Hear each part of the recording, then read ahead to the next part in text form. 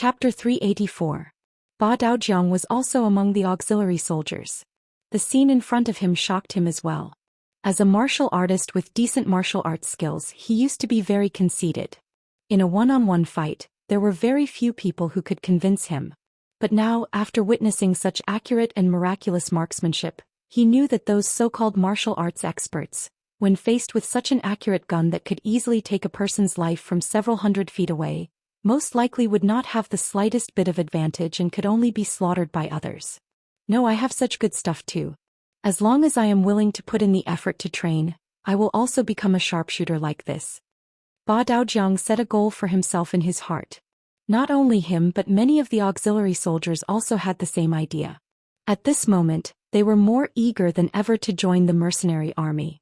If in the past they only wanted to fill their stomachs, now they had a higher goal. They wanted to become the strongest soldiers in the world. Under Qin Bo and Leng Feng's gunfire, the Huang bandit army suffered losses and no one dared to show their faces. At this moment, Commander Luo Pa led 2 companies of Leng Feng and rushed over. "Commander, give me an hour. I will lead Leng Feng and charge into the city. We will definitely take down the city." When Qin Bo saw that Commander Luo Pa had arrived, he stepped forward and volunteered. "How are we going to take down the city without scaling ladders? Alright, you've already done very well. Look at me now." Luo Pa patted Qin Bo's shoulder. He had given Qin Bo a chance to perform well just now. Now it should be his turn. A higher rank would be able to suppress others. Not to mention that he had just performed a meritorious deed. If it was his turn, it should be Luo Po's turn. Qin Bo immediately led the troops from before to the side. Commander Luo Pa was left behind. He confidently led 200 elite Leng Feng to the city gate tower. At some point, a loudspeaker had appeared in his hand. He first glanced behind him and waited for the 200 soldiers to get into formation. When they were ready, he raised his head to look at the city gate tower and shouted, "The people on the city gate, listen up. Now that your Qingyuan has been captured, you are just cornered beasts. If you open the city gate now, you can still redeem yourselves.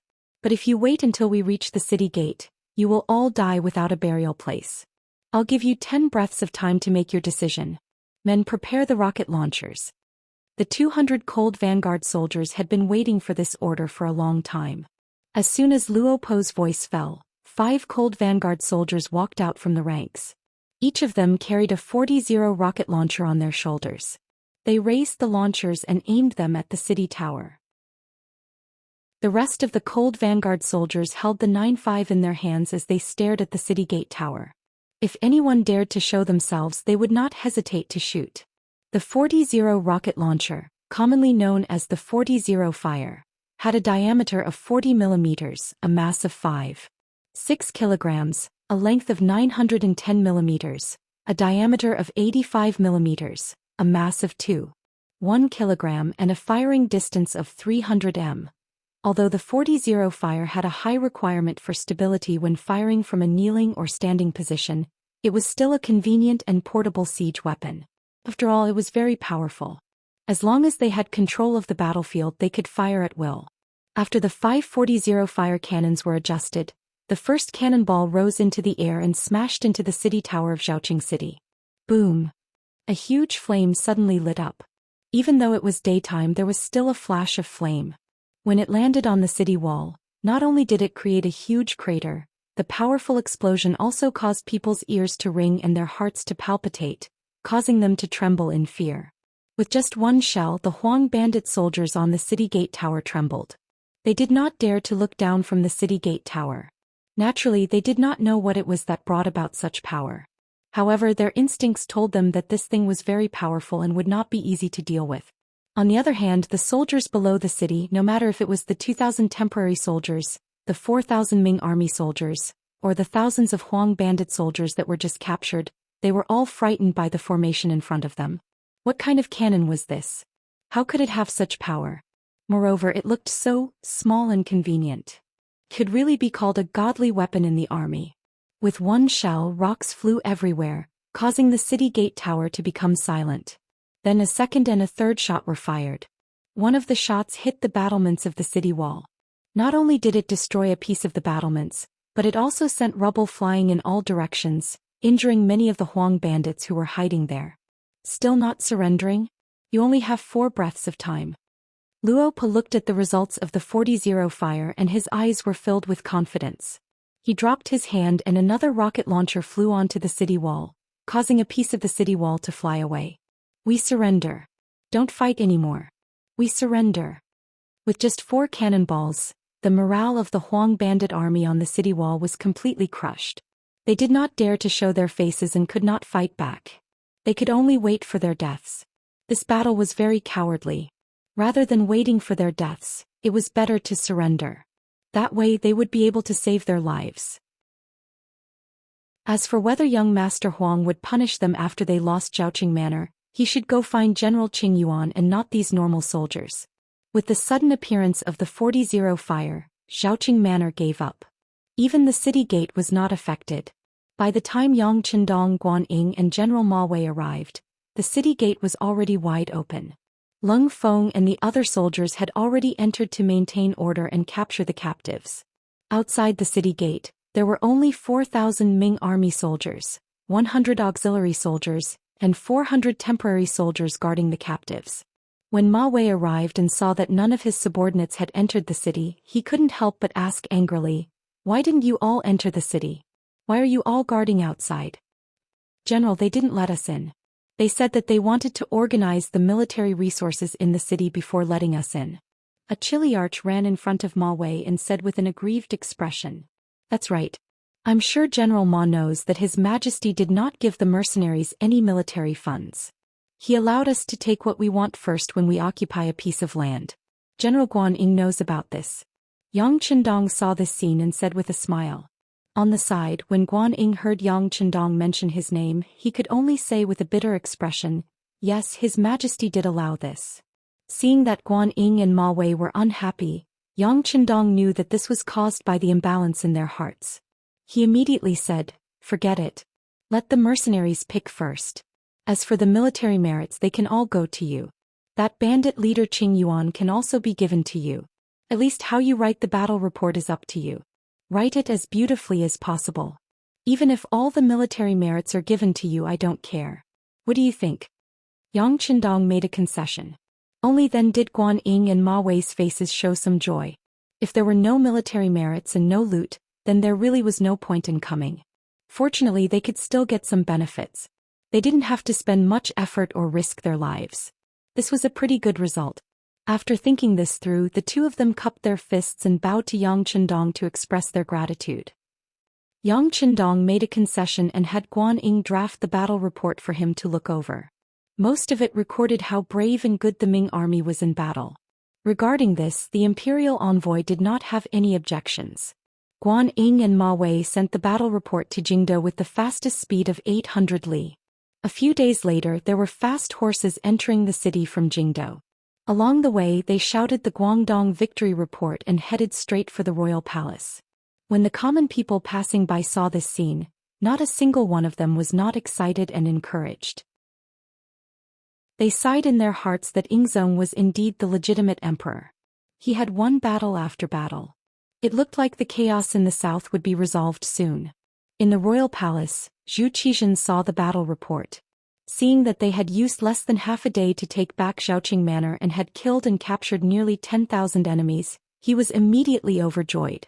He gave Guan Ying and Ma Wei, who had performed meritorious service, a reward and encouraged them to continue to work hard to completely destroy the yellow bandits as soon as possible. From beginning to end, Zhu Xian still did not mention Yang Qindong.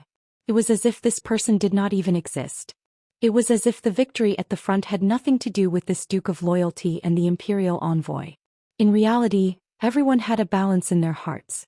This victory had a lot to do with the Duke of Loyalty and courage. If not, why did they always retreat in defeat before? Could they really achieve victory after victory now? However, the emperor's heart was fickle. If he did not mention Yang Qindong's meritorious service, who would dare to? There were even some people who thought that once the yellow bandits were destroyed, would it be time to burn the bridge after crossing the river? This kind of thing had happened countless times in the history of the dynasties, where the bow was put away after the birds had flown away. Jingdo's Yingzong had won the battle and was naturally very happy. Master Huang Yuliang of Wuzhou had an ugly expression after losing Zhaoqing Manor. Thinking back to when he had led a large number of soldiers to surround and attack Xiaoqing Manor, it had taken over a dozen days. Afterwards, it was only because Xiaoqing's general Jiaping was greedy for life and took the initiative to abandon the city. This gave him the opportunity to enter the city and take over the city. But now, the South Ming army had taken over the city in half a day. In comparison, didn't it seem that he was too incompetent? What do we do? What do we do? In the manor's main hall, Huang Yuliang summoned a group of leaders and asked the people below him. When things were going smoothly, these leaders would all lead the soldiers in battle and display a brave and fearless appearance. But after suffering successive defeats, when he asked who would counterattack Xiaoqing Manor, not a single person answered. It was clear that these people were all frightened and were afraid from the bottom of their hearts. Sitting high up, Huang Yuliang asked a few questions in succession. What do we do? The people below still did not answer. In a flustered and exasperated state, he wanted to call out a general. It was at this time that Zhu Fangyong, one of his trusted aides, stood out. Young master, I have something to say. Chapter 385. Oh, are you willing to head to Xiaoqing Manor and fight with the Ming army? Finally, someone had jumped out. Huang Yuliang felt much more comforted, and his gaze toward Zhu Fangyong was filled with more hope. No. Zhu Fangyong shook his head. Seeing that Zhu Fangyong had not stepped out to help him, anger flashed across Huang Yuliang's face. Before Huang Yuliang could say anything, Zhu Fangyong had already said, Young master, forgive me for speaking bluntly, but since Xiaoqing Manor has been taken, it will be extremely difficult to take it back. Since we are wasting soldiers on this, why not do something else? Something else? What do you mean? Confusion appeared in Huang Yuliang's eyes. I am thinking that the morale of the South Ming army is at its peak. After winning 2 battles in a row, the morale of the army is at its peak. Facing this army, it is not easy for us to fight them head-on. We should think of other methods. The art of war says that the first time will weaken and the third time will be exhausted. As long as we can use the city to stop them, as time goes on, the morale of the army will be disrupted. At that time it will be time for us to counterattack. Standing there, Zhu Fangyong spoke with a righteous expression and did not show any fear. Once he spoke, he immediately received the support of the other generals. Yes, General Zhu is right. The morale of the Ming army is at its peak and it is not easy to fight them head-on. The people who could say such things were naturally afraid of the Ming army. Qing Yuan's martial prowess was much higher than theirs, but he still could not defeat the Ming army. If they went, wouldn't it be the same as going to their deaths? All of the generals said such things. Huang Yuliang knew in his heart that even if he gave a death order for anyone to lead the troops, they would most likely lose and would only damage their own strength. However, he was still unwilling to just defend like this, so he asked, Then according to General Zhu, we can only wait for them to attack in Wuzhou City? Of course not. Although we can't do anything to the Ming army at the front, the other armies can take action. For example, we can send General Cui Yan, who is outside the city, to lead troops into Mengzhu Ridge, which is between Pingyuefu and Shaozhoufu. Passing through there, we can avoid fighting with the Ming army's main force and also push the battle line out. Once we enter Yongzhoufu in the Huguang area, we will be free like birds flying in the sky. We can greatly expand our army there. At that time, whether we continue to attack cities and seize land to expand our influence or bring the newly arrived troops back to Guangdong, the initiative will be in our hands. There is also General Sun Jianglong in Gaozhoufu and Lijiaofu. We can order him to launch an attack on the Guanghai guards and thus attack Guangzhoufu to divide the Ming army's strength and destroy them one by one. Also, we can arrange for General Ru Honghai in Xuanzhoufu to advance toward Nanningfu in Guangxi and also toward Liuzhoufu. There is also another benefit. Once Wuzhou City is in danger, we can retreat toward Guangxi to avoid the danger and make plans. After speaking so much, Zhu Fangyong turned to Huang Yuliang and said, This way we will be spreading out everywhere and forcing the Ming army to send reinforcements everywhere. At that time our chance will come. We can gather a large number of troops to attack one place and reverse the current disadvantageous situation. Zhu Fangyong's words were clear and logical. In Huang Yuliang's ears it was quite feasible. He was even fantasizing that once the plan came true, the power in his hands would more than double. At that time he would be able to stand up against Yunnan's Min Zhuang Wang Zhu Huying. then it would not be impossible for him to conquer the world. Good. General Zhu's plan is good.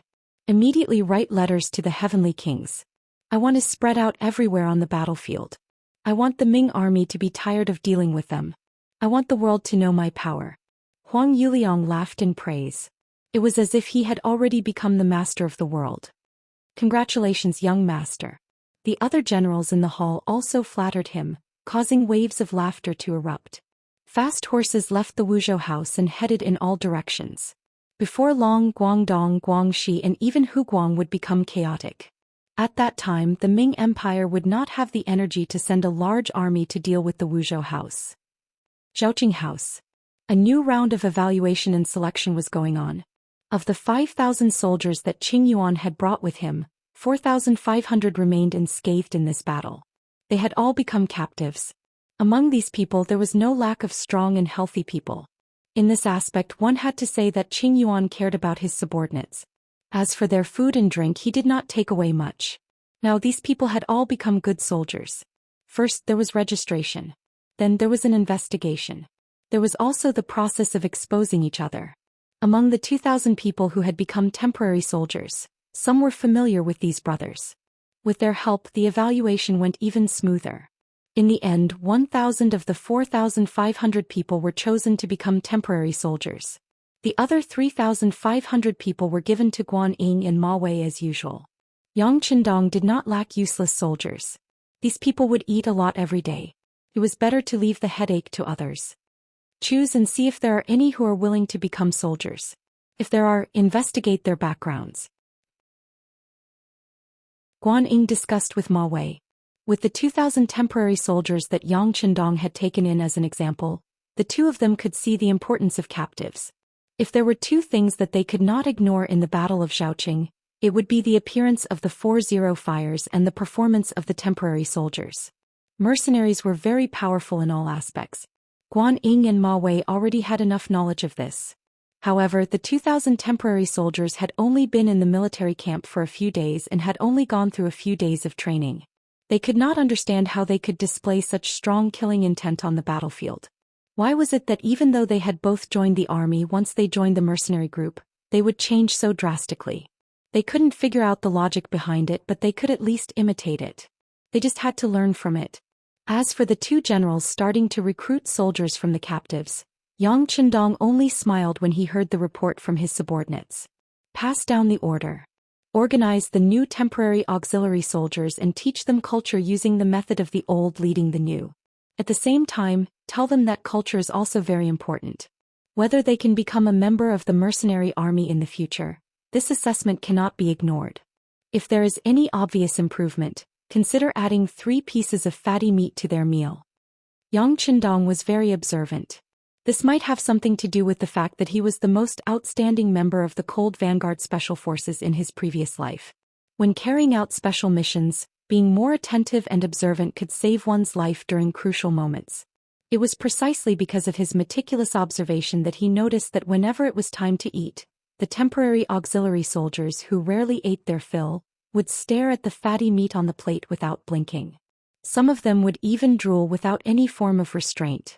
Most of the time the reward was the most important thing. In other words, the reward had to be something the other party liked and needed. For example, if you asked a rich merchant to do something for you and you only said that you would reward him with a certain amount of silver, the effect might not be much. However, if you said that you could give him an official position after he did a good job, then it would be completely different. Perhaps the other party would do the job well even if he had to pay for it. This was what it meant to reward something. Since the temporary soldiers were so greedy for fatty meat, he would use this as a guide. When Tiger's Mane heard Yang Qindong say that he would reward the soldiers who performed well with 3 pieces of fatty meat, he was stunned. Then he said, "Young master, Zhaoqing Prefecture was just raided by the Huang army. We did get some gold and silver when we entered the city, but meat is very rare. It would cost a lot to buy it. Why don't we just reward them with silver? You also know that meat is very rare. If that's the case, even if we gave them silver, where would they go to buy it? Okay, go tell Guan Ying and General Ma Wei to help us contact pork. It would be best if there was a live pig for sale. We don't lack silver. When the live pig arrives, We can directly bring it to the barracks to stimulate those people. Yang Qindong shook his head with a smile and then said to Tiger's Mane in an unquestionable tone. Note, the so-called taboo is to avoid the name and not the surname. For example, there was a Kaiyuan county that was changed to Kaiyuan to avoid Zhu Yuanzhang's name. It was to avoid the yuan in the name Yuanzhang. Everyone, please don't argue about whether the name pig is appropriate or not. Thank you. Since the young master had already thought of everything, Tiger's Mane didn't dare to say anything more. He agreed and left. When he found Guan Ying and Ma Wei because of this matter, and at the same time brought in a total of 30,000 silver taels, the two generals were really confused. However, since this matter was requested by the imperial envoy and he was willing to spend a high price to buy live pigs, how could they refuse? They immediately expressed that they would use their connections to get as many live pigs as possible. The two generals did their best on this matter. Regardless of whether it was because they wanted to curry favor with Yang Qindong or because they could profit from this matter, large amounts of live pigs were quickly sent to Zhaoqing Prefecture by the rich people in the nearby countryside. They then passed through the city and were transported to the mercenary barracks outside the city. Wang Yong was a member of the Wang family in Zhaoqing Prefecture. The Wang family had once been a large family in the city. Since he was young, he had never lacked food and clothing. He had always carried the hope of the family's revival. However, he had no interest in studying. Instead, he liked to dance with his spear and stick. He had taken many people as his master and had learned a good set of martial arts. When Zhaoqing Prefecture was surrounded by the Huang bandit army, he had been traveling with some of his Jianghu friends. After he heard the news of Zhaoqing being surrounded, he flew back. However, he was still one step too late. By the time he had secretly snuck back into the city, hundreds of people in the Wang family had all been killed by the Huang bandit army. There were also some clan sisters who had been brutally humiliated by Qing Yuan and his trusted aides. Chapter 386. The furious Wang Yong once again used the name of the Wang clan. To outsiders he would always use the name Wang Yong from the Wang clan. He gathered a group of brothers to assassinate small groups of Huang bandit soldiers in the city. Not to mention that his plan was meticulous and his skills were good, he actually managed to kill many Huang bandit soldiers. For a time Qing Yuan, who was in the city, was furious. If not for the fact that Yang Qindong and the others arrived outside the city in time and posed a threat to the Zhaoqing manor, Qing Yuan would have started a large manhunt in the city to find Wang Yong and the others. In the end, Qing Yuan was captured and the Zhaoqing manor returned to the arms of the Southern Ming government. However, there was not a trace of joy on Wang Yong's face. This was because he had already found out that Qing Yuan was not dead. After being injured, he was imprisoned in the Southern Ming army and was waiting to be sent to the capital to be executed. Wang Yong was unwilling that he could not take revenge for his clan by himself. For this matter, he had gone to find the Southern Ming soldiers and requested to meet their general. However, how could a person without any official status get what he wanted? Not willing to give up, he saw a large group of pigs heading towards the mercenary camp outside the city. He immediately thought of a plan and chased after the pig delivery team. I know how to herd pigs. I can help you. The pig delivery team consisted of a squad of Leng Feng, a platoon of auxiliary soldiers and 100 Southern Ming soldiers. Because there were too many pigs, it was difficult for them to herd them. Now that someone was willing to help, they naturally would not refuse. Thus, Wang Yong generously joined the team. Not to mention that his skills were good and his eyes were sharp. Every time the pigs wanted to leave the team, he would be the first to discover them and herd them. This was a great help. After traveling for a few li, the mercenary camp was in front of them. Because of the appearance of these live pigs, the normally heavily guarded military camp relaxed a little. Wang Yong even followed the troops into the military camp. With so many pigs being sent into the camp, the auxiliary soldiers who were training all widened their eyes. When they learned from their instructor that these live pigs would be slaughtered very soon and that everyone would get a share, and that those who performed well would get 3 extra pieces of fatty meat with their meals, each and every one of them worked even harder to train. Even when teaching them how to read and write, they were much more serious. It had to be said that Yang Qindong's move was indeed effective. After Wang Yong followed the team and sent the pork into the temporary pig house, the platoon leader Leng Feng, who was following the team, came forward to express his gratitude. He even took out some silver as a reward. This was also the military discipline of the Yang family army. They couldn't casually take a needle or a piece of thread from the common people. As long as there were people who helped them, they had to give a corresponding reward. Of course, Wang Yong wouldn't care about such a small amount of silver. He refused. "Sir, I want to see your general." Captain Leng Feng was stunned when he heard this. He immediately understood that the other party had come for something. He immediately smiled and said, "Brother, seeing that you have a strong body, could it be that you want to join us? If that's the case, you don't have to go see a general. There's a recruitment office not far away. You can go there and register your situation in detail." "No, I'm not here to join the army. I have something to talk to your general about." Wang Yong shook his head and said coldly. To him, the Wang family had been destroyed by the Huang bandits. He had no hope of surviving. Right now he only wanted to kill Qing Yuan and take revenge. After that he would be at the mercy of others. For someone who had already thrown his life to the back of his mind, how could he have any interest in joining the army? Seeing that the other party wasn't here to join the army, the platoon leader raised his guard. He lightly raised his arm and made a warning gesture to the other members of the Leng Feng. He then smiled and walked in front of Wang Yong and said, "Brother, if you have something to tell me, it's the same. If it's really important news, I will definitely report it to our officers. Even if there's merit, I won't take it from you." As the platoon leader spoke, the other members of the Leng Feng platoon started to approach Wang Yong.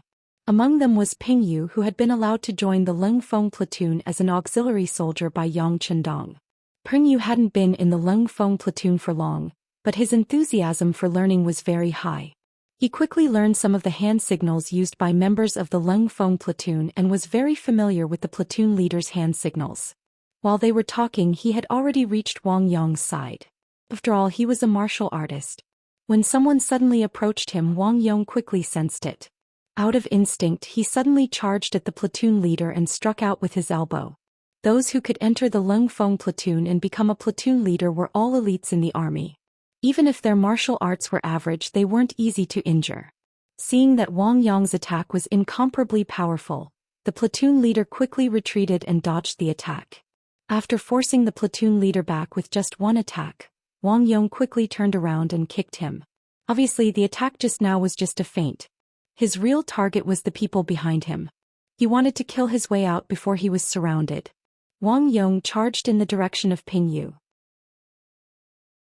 Ping Yu saw the kick coming at him with a whistling sound. At this moment, his comrades didn't quickly form an encirclement. Ping Yu gritted his teeth and raised his right arm to protect his head. After that, he chose to take the attack head-on. Bang! The kick landed with a powerful force on Ping Yu's body. He couldn't help but let out a muffled sound. But then he suddenly exerted force and pushed the kick away. Then he quickly threw a punch at Wang Yong's chest. Ping Yu's reaction was fast and his ability to take hits was strong. This greatly exceeded Wang Yong's expectations. He originally thought that the other party was just a small soldier from the southern Ming Empire. With his methods, he wouldn't even care if there were 3 or 5 of such people. But now, not only did the other party take the attack from his kick, but he was also able to counterattack. In a moment of carelessness, his body was a little slow in dodging and the punch landed on his ribs. Although he discovered it in time and wasn't seriously injured, he couldn't help but feel a faint pain below his ribs. After knowing that Ping Yu wasn't simple, and from the corner of his eyes he noticed that the surrounding Ming Empire soldiers were beginning to increase. Wang Yong, who didn't dare to continue fighting, quickly retreated and rushed in another direction where there weren't many people. Wang Yong's vision was accurate, and the direction he chose to break out of the encirclement was correct. It made the platoon leaders feel like they couldn't catch up.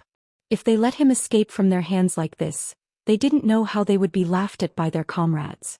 They immediately chased after him ferociously. Ba Daojiang, who was originally a captive of the Yellow Bandits, was now a temporary auxiliary soldier. At this moment he was sneakily approaching the pig house. Don't think that he wanted to do something bad. He just wanted to see if there was an opportunity to eat the pigs when they were slaughtering them. It would be good even if he could eat a piece of meat. Because he was thinking about the pork, he asked for leave from the platoon leader and approached the pig house with the excuse that he needed to go to the toilet. Unexpectedly, he didn't see a single pig, but he did see a few humans. When he saw the platoon leaders wearing camouflage uniforms rushing in his direction, He instinctively turned around and wanted to run. After becoming a temporary auxiliary soldier, he naturally knew the story of the platoon leaders. He knew that they were the elites of the elites, and that they had the ability to fight against 100 people by themselves with their firearms. Although he was good at martial arts, how could he fight against advanced firearms? Since he wasn't a match for them, he decided to dodge. He was probably wearing a normal military uniform. Based on his appearance and not his face, no one should know who he was. Now that he saw the platoon leaders rushing in his direction, he naturally turned around and ran. But just as he turned around, he heard a shout behind him. "My comrade, quickly turn around and stop this spy." "Spy? I'm not." When Ba Daojiang heard that he was mistaken for a spy, he quickly shook his head to deny it. In order to clear his name, he turned around and waved his hands. "I'm just greedy for pork and wanted to take advantage of it.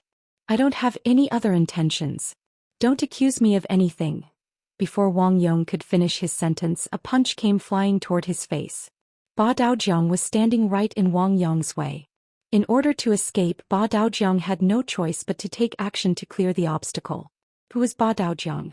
He was a man of 8 feet, a famous man in the martial arts world. He was a man who once chased his enemy across 8 rivers. How could he allow others to slander him so easily? He was naturally afraid of Lung Feng, but he couldn't let Lung Feng teach him a lesson without even giving him a chance to explain. This was also because he had only been a temporary auxiliary soldier for a short time, so he didn't pay much attention to military discipline. Otherwise, he wouldn't have the courage to fight back. It was precisely because the military discipline was still a little loose that when he saw someone about to attack him, he didn't hesitate to fight back. In the face of Wang Yong's punch, he didn't dodge and met it with his right fist, letting the 2 fists collide in midair. Clang! When the fists collided, blood flowed out from the cracks between their bones. It was obvious that both of them had used a lot of strength in their fists. When the fists collided, Wang Yong's footsteps were blocked and he was forced to take a step back. Ba Daojiang, who attacked later, was at a disadvantage. Before he could fully unleash his strength, his fists collided with Wang Yong's and he was forced to take a step back. After both of them took a step back, their eyes were filled with killing intent when they looked at each other. It was as if they were saying, "Brat, you dare to attack me? You're dead meat." Their gazes met for only a moment. Then, without allowing anyone to say anything, the 2 of them began to exchange blows and fight, turning into a ball of fists and feet.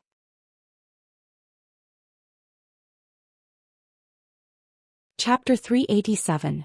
By the time Ping Yu and Lung Feng arrived, the 2 of them were already covered in wounds and were panting heavily. Both of them wanted to finish off the other in a short period of time, so they used all their strength. In the end, they were evenly matched and no one gained much advantage. At this moment, the 2 of them were surrounded by Lung Feng's men. Wang Yong, who knew that he couldn't escape, cupped his fists towards Ba Daojiang. "Your kung fu is not bad and you're fine after taking a kick from me. It's admirable." Wang Yong pointed at Ba Daojiang and Ping Yu, looking like a hero who was teaching others kung fu. "I haven't fully displayed my abilities yet. Let's fight another 100 rounds, then we'll know who's stronger." Ba Daojiang was obviously unconvinced. In fact, he didn't suffer any losses. He looked a little battered, but they were all superficial wounds. Just like the wounds he inflicted on Wang Yong, most of them were superficial wounds. "Yes, you're not that strong. Just now you were just careless. Let's fight again. I don't think you can beat me." Peng Yu also lost his temper. He walked out from Lung Feng's team and came to Wang Yong and Ba Daojiang's side. The 3 of them stood in a triangular position. The 3 of them were not united. They were wary of each other and looking for flaws in the other 2. No one had the intention to make the first move. At this moment, several people came from afar. The leader was Yang Chendong, who was wearing a camouflage uniform without any military rank. Speaking of military ranks, Yang Chendong was a little depressed. He could wear the rank of marshal, but his regiment commander, Luo Po, was only a lieutenant colonel. If he wore that rank, the gap between the 2 of them would be too big. Even so, it was better not to wear anything during normal times. On the contrary, it would give him a sense of mystery. Yang Chendong came here to check on the situation of the pigs.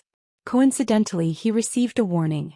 Tiger's Mane, Beta Persei, and the captain of the first guard team, Chiu Vi, and the others rushed over together. With the arrival of Yang Chendong, Wang Yong's escape route was completely sealed.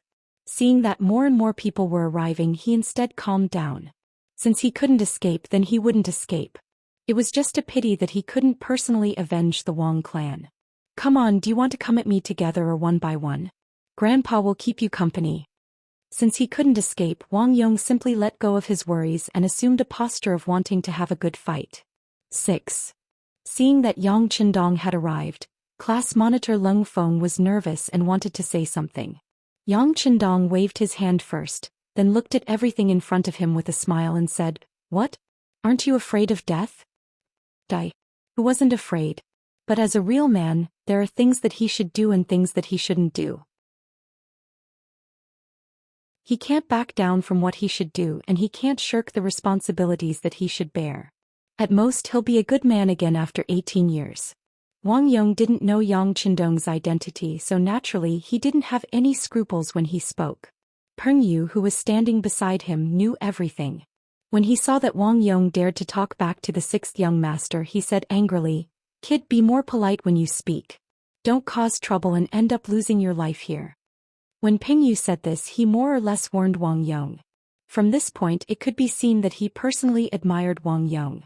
However, he didn't know the details of Wang Yong, so he didn't dare to say anything. "Lose my life." After hearing this, Wang Yong looked up to the sky and laughed heartily, as if he had heard the funniest joke in the world. After laughing a few times, he stopped and said, "What's wrong? It's already like this, will you spare my life?" "What's wrong? Even if we must kill you? Did you really do something shameful?" Yang Chendong asked curiously, as if he was interested. "Something shameful?" Wang Yong was provoked by this question and his face immediately turned red. "Who said I did something shameful? I came here to see your general and have something to say. How is it shameful?" After hearing Wang Yong's explanation, Yang Chendong was also stunned. Then his gaze fell on Leng Feng, who was wearing the rank of a first-class sergeant. "What happened?" "Sixth Chief, it's like this. We were leading a team to herd pigs and passed by Zhaoqing City.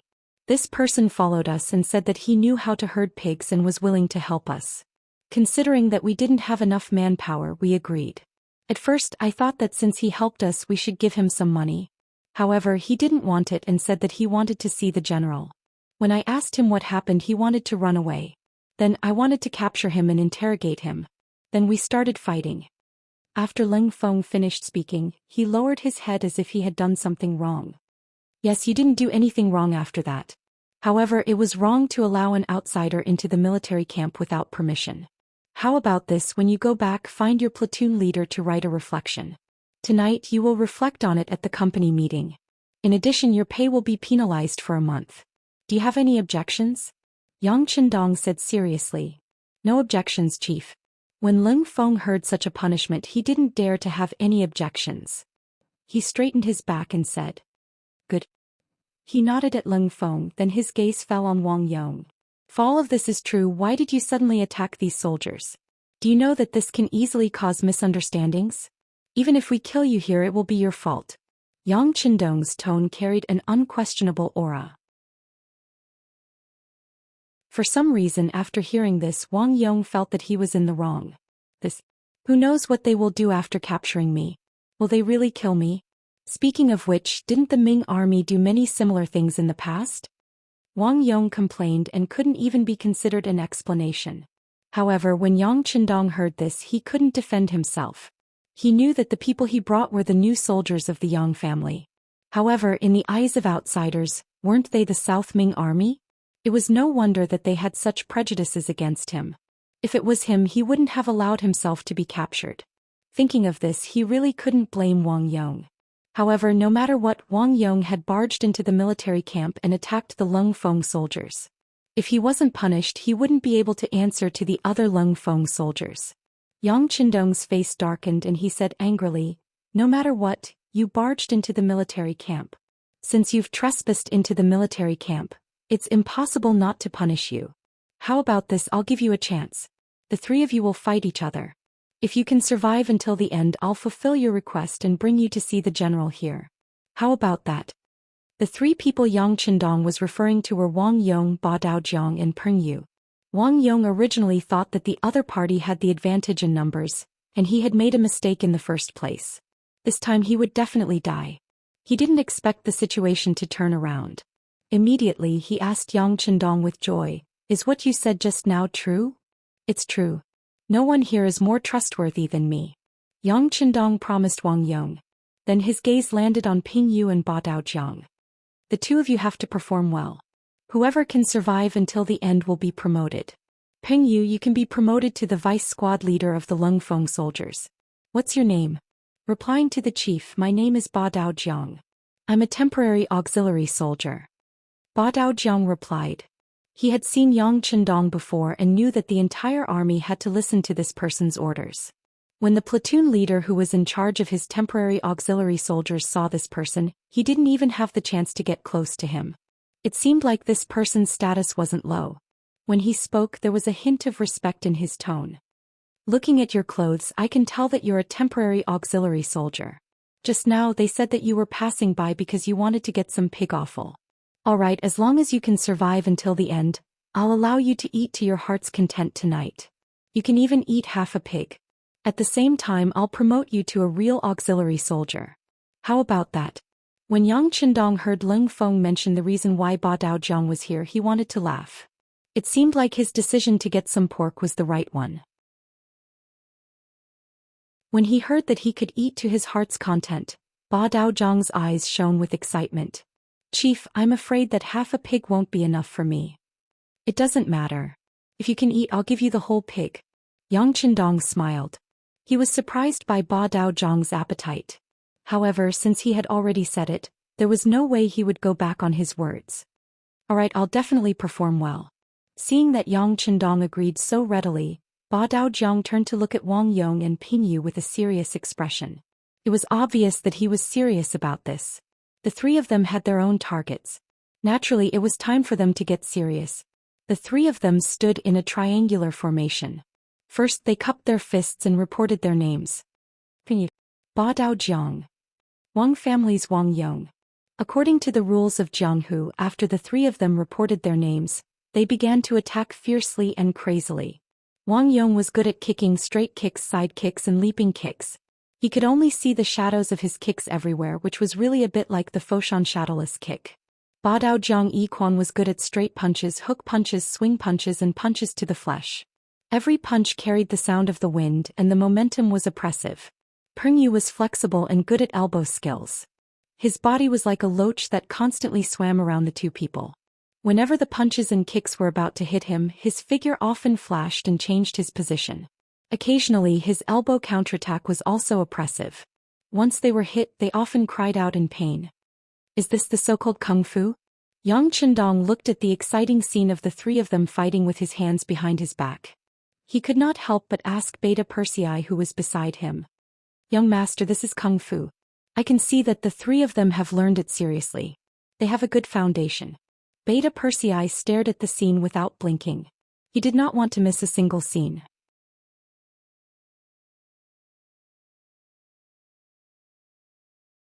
Chapter 388.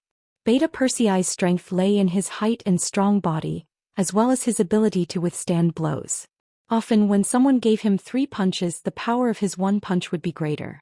However, it was precisely because he was too tall that he was not suitable for practicing martial arts. He had only learned a few moves from the two captains Qiuvi and Dao Shao. However, because he was strong enough, he felt endless power when he used them. Looking at Beta Persei's learning face, Yang Chendong knew that he would not be able to get anything out of him. He pointed at the captain of the first guard team, Qiuvi, and said, "Captain Qiu, tell me which one of the 3 is stronger?" It was easy to tell if an expert was skilled or not. As someone who had also practiced martial arts and had a good foundation, Qiuvi naturally had a lot of professional considerations when judging. Seeing that Yang Chendong had called him, he took a few steps forward and said, "Young master, the 3 of them have their own strengths, but Ping Yu seems to be better at guerrilla warfare. He's not suitable for this kind of face-to-face combat." "You mean to say that Ping Yu will be the first to be defeated?" Yang Chendong asked with interest. "Not necessarily." Qiuvi shook his head. "Ping Yu is too agile. It's not easy to hurt him. On the contrary, if you're careless and get hit by his elbow, you might have to pay a big price. What do you mean? Yang Chendong was a little confused. Young master, I don't mean anything. I just want to say that the three of them have their own strengths. If you want to determine the winner, I'm afraid it'll be very difficult. However, the three of them are undoubtedly talents. If possible, young master, please allow them to be transferred to the first guard team. This will play an absolute role in better protecting the young master, Qiuvi said while quietly paying attention to Yang Chendong's reaction. Since entering the battlefield, Chou Wu had requested to increase the number of guards in the squad. After all, there were only 10 of them. Once they encountered danger, no one could guarantee their safety. This matter was also approved by Yang Chendong. A gentleman would not stand under a collapsing wall. He still understood this principle. When he heard that Qiuvi wanted to take the opportunity to ask for him, he was stunned for a moment before he burst into laughter. You're good, Qiuvi. Are you waiting for this young master? Fine, since that's the case, I'll see what they think later. If they're willing, I can take them in. But as usual, I still have to investigate their identities. Of course, if they don't want to, we can't force them. Yang Chendong's words meant that he agreed. Just like the investigation of identity, this was originally a very important matter. Protecting Yang Chendong's safety was the most important issue in the entire Yang family army. Of course, they couldn't be careless and they couldn't allow unreliable people to exist. As for whether they were willing to stay by Yang Chendong's side as guards, no one would be able to resist such a temptation. The three of them were still fighting and had already lasted for an incense stick's worth of time. It could be seen that the three of them were sweating profusely, and their breathing was unstable. This kind of fight was the most exhausting. After all, the difference in strength was so great that it was possible to make a big mistake if one wasn't careful. This kind of physical strength and mental strength required a high degree of concentration, and it was also the most exhausting. The three of them were still fighting, but Peng Yu's mental strength was slightly better. From the start of the battle until now, the number of times he attacked was not many. He relied on his nimble movements to dodge, which allowed him to maintain enough physical strength. At least compared to the other two who were sweating profusely, his situation was much better. It was precisely because Peng Yu's condition was the best that when he was hit by Ba Dao River's punch, he hurriedly retreated 4 or 5 steps, then fell to the ground with a plop. This caused everyone, including Yang Chendong, to be puzzled.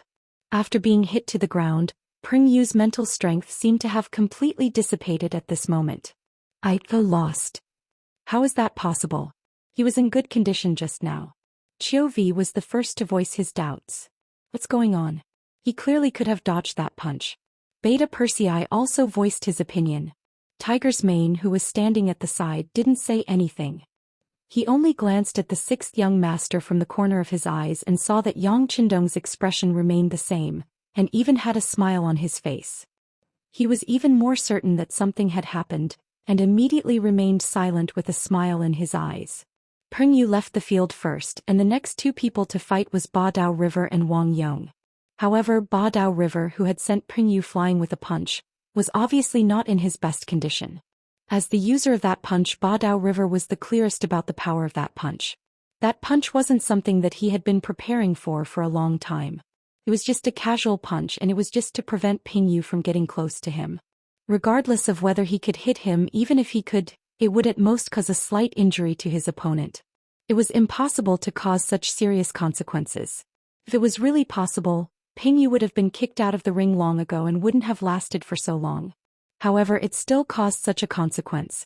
What exactly was going on? Ba Dao River was thinking, which slowed down his movements. After being kicked by Wang Yong a few times, his footsteps began to become a little messy. It was precisely because of this that he seemed to have figured out something in an instant. When Wang Yong's next kick arrived, he intentionally let his guard down and took the kick head-on. After being kicked, his whole body was sent flying and he fell to the ground more than 3 meters away. Huff huff huff. Wang Yong, who was panting heavily, started to lose his balance. Kicking was the most exhausting move. The reason he was able to persevere until now was because of his strong desire for revenge. Otherwise, he would have been the first one to collapse from the exhaustion of his stamina. I won. After turning around to face Yang Chendong, Wang Yong, who had finished speaking, suddenly lost his balance and was about to fall to the ground.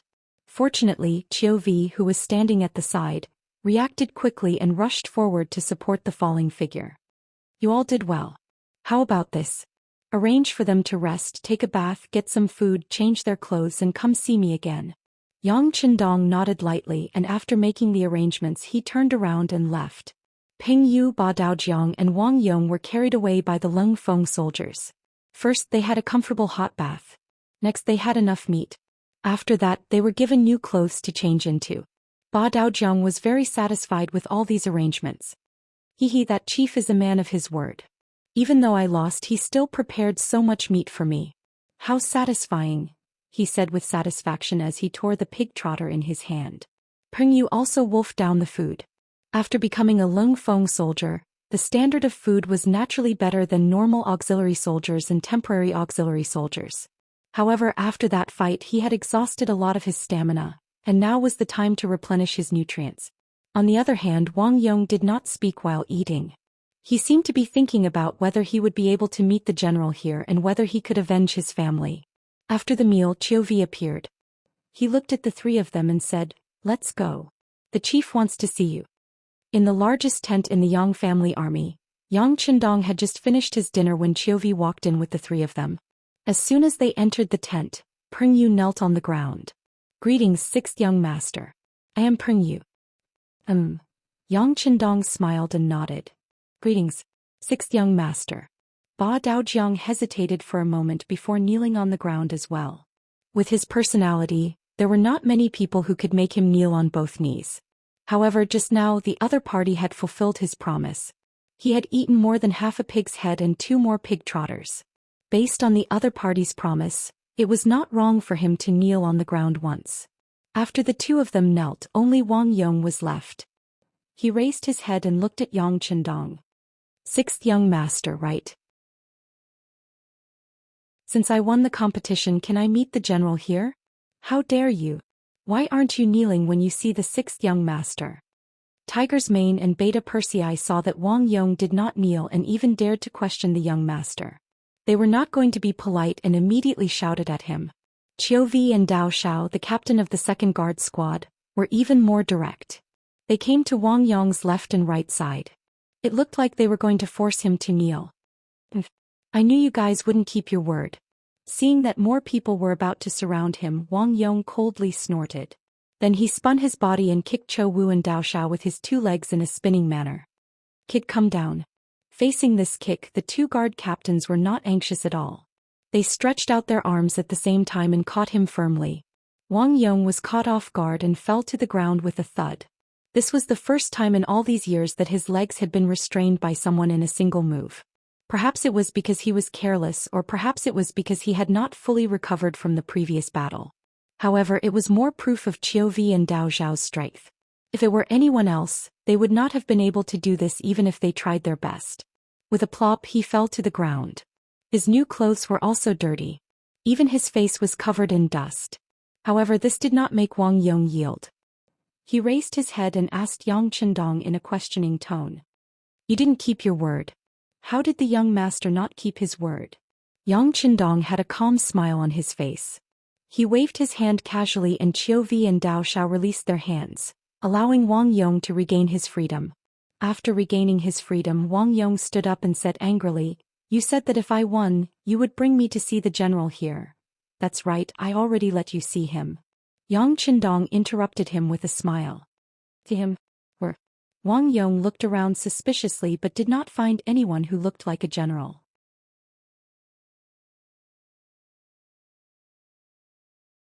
Chapter 389. They're everywhere. Yang Chendong chuckled and leaned back in his chair. Then he pointed at Tiger's Mane, Beta Persei, Qiu Vi and Dao Shao and said, "They're all generals and they're generals who can lead thousands of troops in the future. It's just that you don't know them." "Are you kidding me?" As if he had just reacted, Wang Yong's gaze swept across these people, and he spoke with an even angrier voice. "No one is kidding you and you're not worthy of our teasing. Alright, since you want to see the general, you must have something to say. Just say it now. You don't have to worry about whether or not he's a general. The most important thing is that we can help you with your matter, don't you think so?" Yang Chendong asked gently, and his gaze towards Wang Yong carried a hint of a soul-stirring aura. As if his thoughts were seen through or as if he knew that there was nothing else he could do, he simply said, "All right, if that's the case I'll say it. I want to see the general here because I'm Wang Yong of the Wang family, and I've lived in Zhaoqing Prefecture for a long time. However, because of the appearance of the Huang bandit army, especially Qing Yuan who coveted my Wang family's wealth and beauty, he actually destroyed my Wang family. Now that I heard that he was captured by you, I want to see him and personally avenge my family's destruction. That's all." After finally stating his request, Wang Yong felt a lot more relaxed. When he looked at Yang Chendong, he actually felt a sense of relief. "All right, now you can take me to see the general here or you can chase me out. Of course you can also kill me. It's up to you." After hearing Wang Yong's request, Yang Chendong's gaze froze, then he looked at Tiger's Mane. Tiger's Mane immediately understood what Yang Chendong meant. He nodded lightly, then turned around and walked out of the tent. Obviously he wanted to investigate the truth of this matter. After Tiger's Mane left, Yang Chendong looked at Wang Yong and said, "We won't kill you. As long as what you said is true, this young master will allow you to take revenge. Don't be impatient." After speaking to Wang Yong, Yang Chendong looked at Ping Yu and Ba Daojiang and said, "The two of you have good martial arts and kind hearts. You know how to help others. Am I right, young master?" Peng Yu was stunned for a moment before he said guiltily, "Sixth young master. You saw through it?" "Ah, you saw through it." Ba Daojiang scratched his head embarrassedly. He had only joined for a short time, so he didn't know what the title sixth young master meant. However, when he saw that Ping Yu, a member of Leng Feng, respected Yang Chendong so much, he didn't dare to look down on him. "Of course I saw through it. Otherwise it would be hard to tell who would win. However, since you are helping him, I won't hold it against you. Stand up first," Yang Chendong said to the two of them with a smile. Peng Yu and Ba Daojiang stood up embarrassedly. Yang Chendong suddenly said, "By the way, this young master wants you to stay by my side and become my guards. Are you willing to join the first guard team?" Peng Yu had just stood up, but when he heard this he was shocked. When he saw the serious expression on Yang Chendong's face, he knew that it was true. He immediately knelt on the ground again. "Peng Yu is willing, Peng Yu is willing." After he finished speaking, Peng Yu didn't forget to pull Ba Daojiang, who had just stood up. "Quick, kneel down and thank him." "Why do I have to kneel down when I just got up? Is it so awesome to join the guard team?" Ba Daojiang was puzzled. "Of course it's awesome. So awesome." Peng Yu had already joined Leng Feng, so he naturally knew that being able to protect the sixth young master was an unparalleled honor and glory. However, when he saw that Ba Daojiang didn't seem to care about his good intentions, he couldn't help but say, "If you join the guard team, you'll have plenty of meat." That's not bad. Ba Daojiang, who seemed to be a glutton, was finally moved. Perhaps it was due to the fear of being hungry all the time, but when he heard that there would be plenty of meat, he also knelt on the ground. Both of them knelt down and chose to join the guard team. No matter what their motives were, as long as they agreed, they probably wouldn't want to leave after they learned more about it. Yang Chendong smiled in satisfaction. "Very good. In a while, follow Captain Chiovi out to change your clothes. Someone will teach you the rules you need to follow." "Yes." Peng Yu and Ba Daojiang agreed. At this moment, Tiger's Mane rushed back. After entering the tent, he went to Yang Chendong's side and whispered something. With the Security Bureau's current efficiency, since they had arrived at Zhaoqing Prefecture, they naturally had to investigate the surrounding situation thoroughly. The Wang family's matters were already recorded, so they would know the truth once they checked. The authenticity of Wang Yong's identity would naturally be revealed. "Bring him in."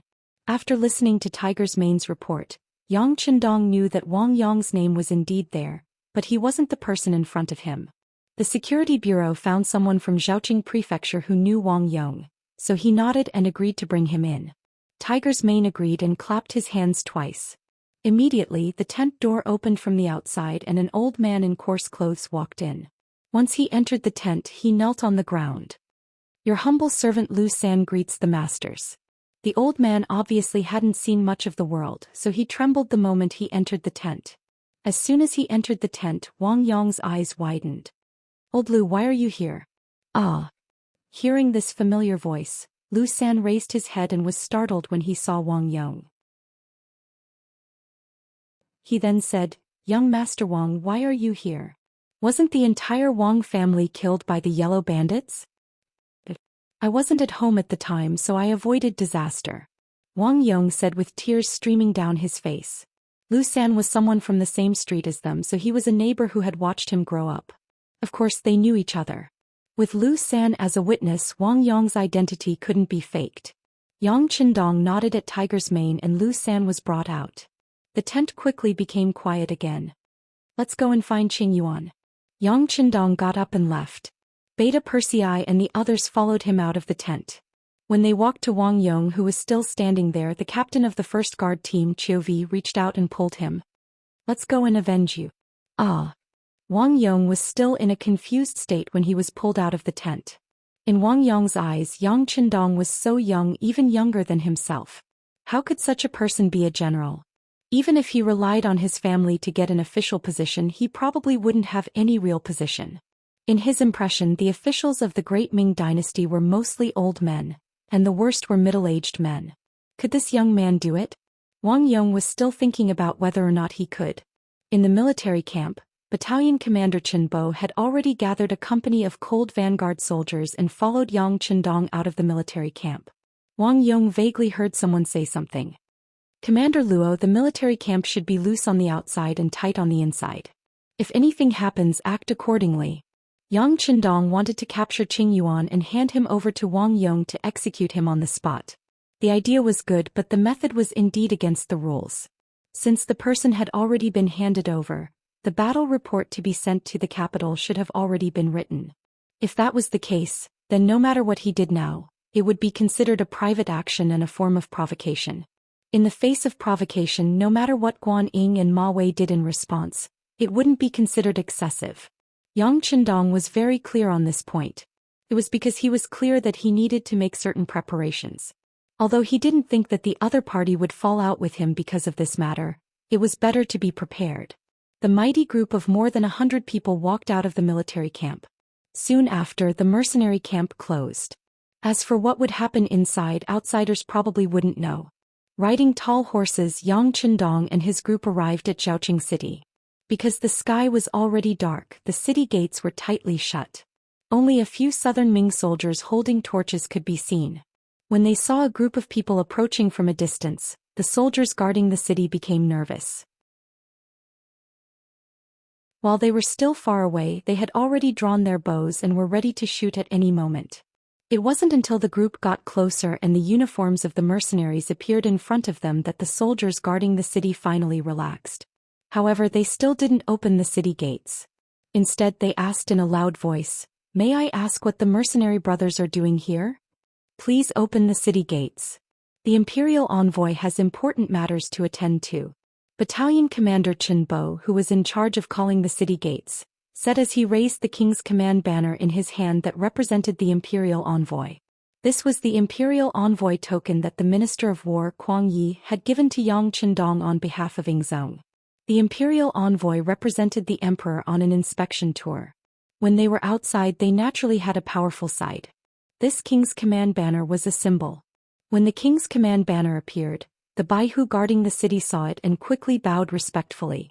They all said, "Long live the Emperor." However, although they spoke beautifully, they still had no intention of opening the city gates. "I am truly sorry. It is already late. If the Imperial Envoy has important matters, please enter the city early tomorrow morning." "What if I insist on entering the city? If you stop me, what if something happens? Can you take the blame?" Yang Qindong appeared on horseback under the light of a torch.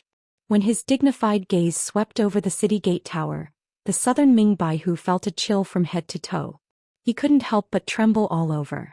After experiencing 2 battles, the Imperial Envoy's name was like a killing god in the hearts of the southern Ming soldiers who followed him. If it was just a name to scare people, perhaps they could use the reason that it was too dark to refuse. However, when the real person appeared, all excuses were clearly weak. "So it is the Imperial Envoy who has personally come. I will open the gates, open the gates. Come open the gates."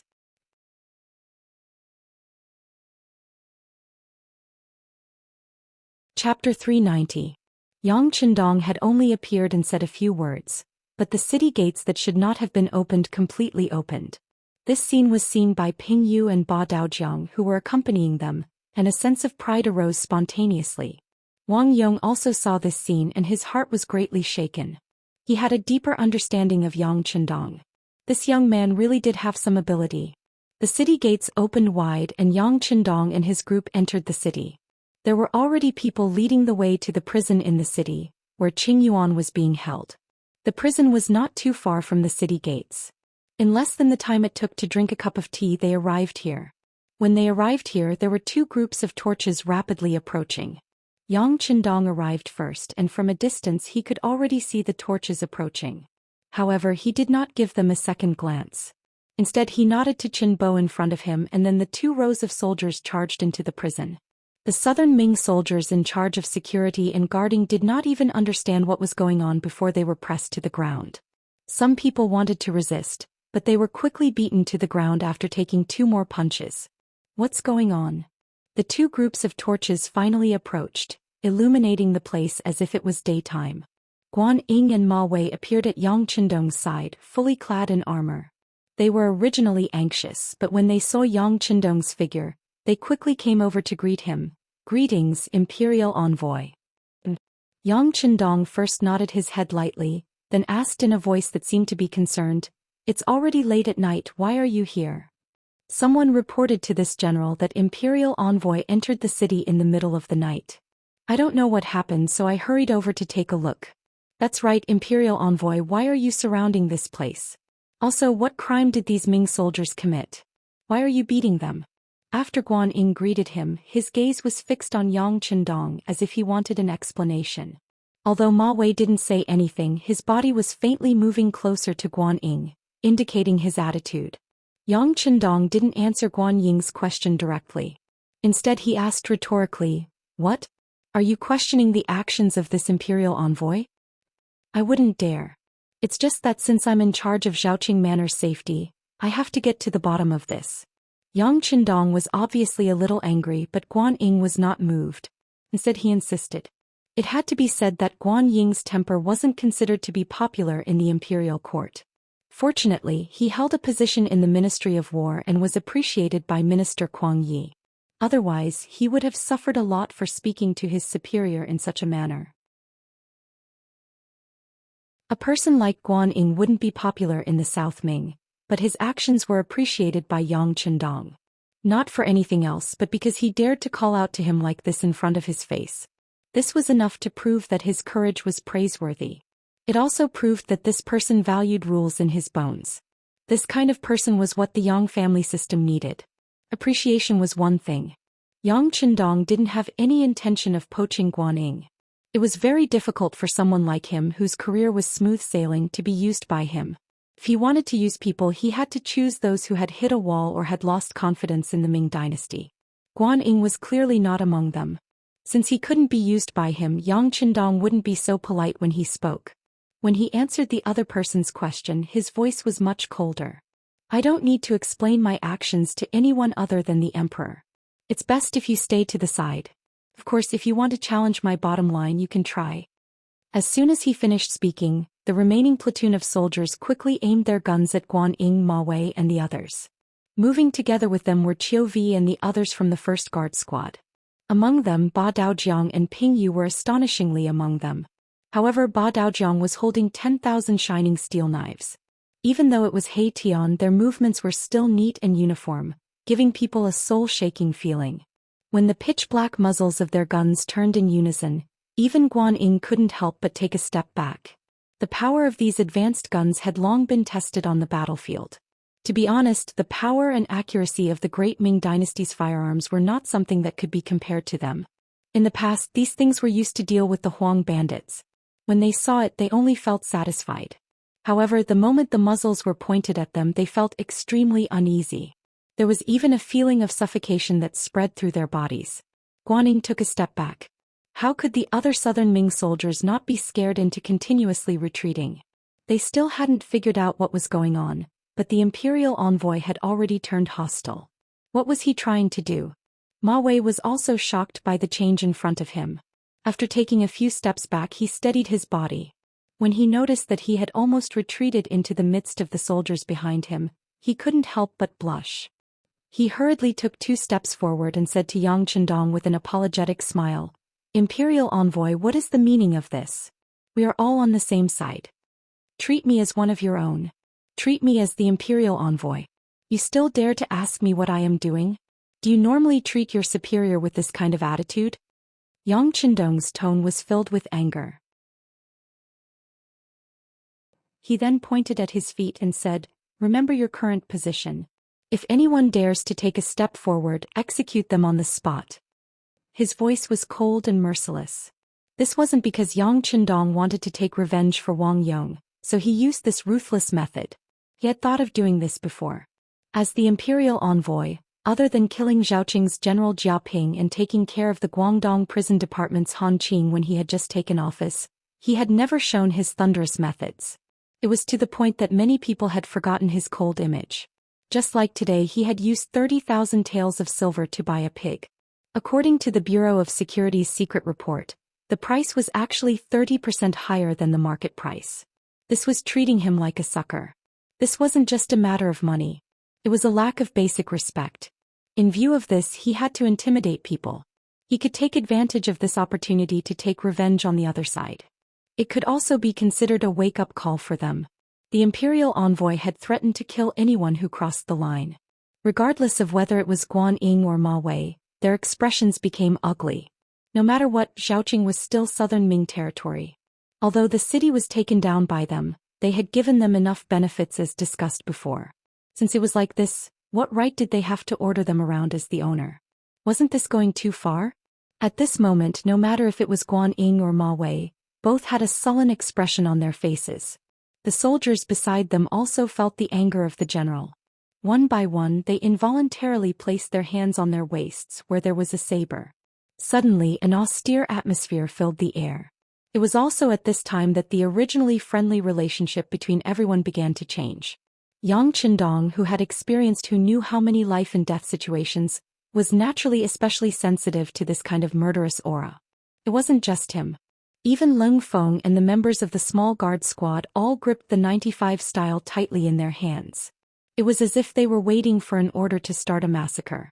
If they really fought at such a close distance, it was basically impossible for Leng Feng to come out unscathed. However, the final victor would undoubtedly be Leng Feng. The advantage of modern weapons against cold weapons was still very obvious. Yang Chendong obviously understood this point. However, he was even more clear that now was not the time to truly turn hostile. Putting aside the fact that his 2 wives were still in the capital of Baiming and some of his businesses were still developing there, if they really fought, even if he could kill Ma Wei and Guan Ying, what was the use? These people had no enmity with him. There was no benefit in killing them, only harm. He wasn't willing to do such a loss-making business. He was very clear on this point. Seeing that swords were drawn and bows bent, Yang Chendong suddenly spoke. "What? Did you eat too much pork and want to move your body a little?" Once these words were spoken, General Ma Wei's originally angry face suddenly flushed red. However, his anger had disappeared. Others might not understand the meaning of these words, but he was very clear. This time he was in charge of helping the mercenaries buy live pigs. Out of his habit of taking advantage of opportunities, he more or less deducted a little, about 7,000 to 8,000 taels. This was because of his habit and also because he was envious of the mercenaries' gains. Why should they get all the benefits after entering the city and he get nothing? You guys get the meat no matter what, we get the soup. Therefore, when he knew that the mercenaries needed a large number of live pigs, he had an idea. He acted first and reported later, so he deducted a certain amount of commission and benefits. He originally thought that the matter was done covertly. However, Yang Chendong had always been very careful. He was afraid that someone would do something to the food, so he had arranged for Yang San to have the security bureau secretly keep an eye on it. He didn't expect that the inside story would be uncovered. Now that Yang Chendong had exposed the matter in front of everyone, Ma Wei's face turned red, and he felt a little lacking in confidence. At this moment his expression also changed very quickly. "Ha, it must be a misunderstanding. Quickly stand properly and retreat. Really, we know that the imperial envoy is doing something, we should cooperate." The sudden change stunned the other soldiers. However, since the general had spoken, they didn't dare to disobey. One by one they put the swords that they were about to pull out back into the sheath. Then they retreated a few steps, maintaining a safe distance. This change made Guan Ying very puzzled. He couldn't understand why Ma Wei suddenly changed his attitude. However, before he could ask anything, his body was already pulled back a few steps by Ma Wei. It was also at this time that there was movement from inside the prison. Dozens of soldiers carried an injured man out.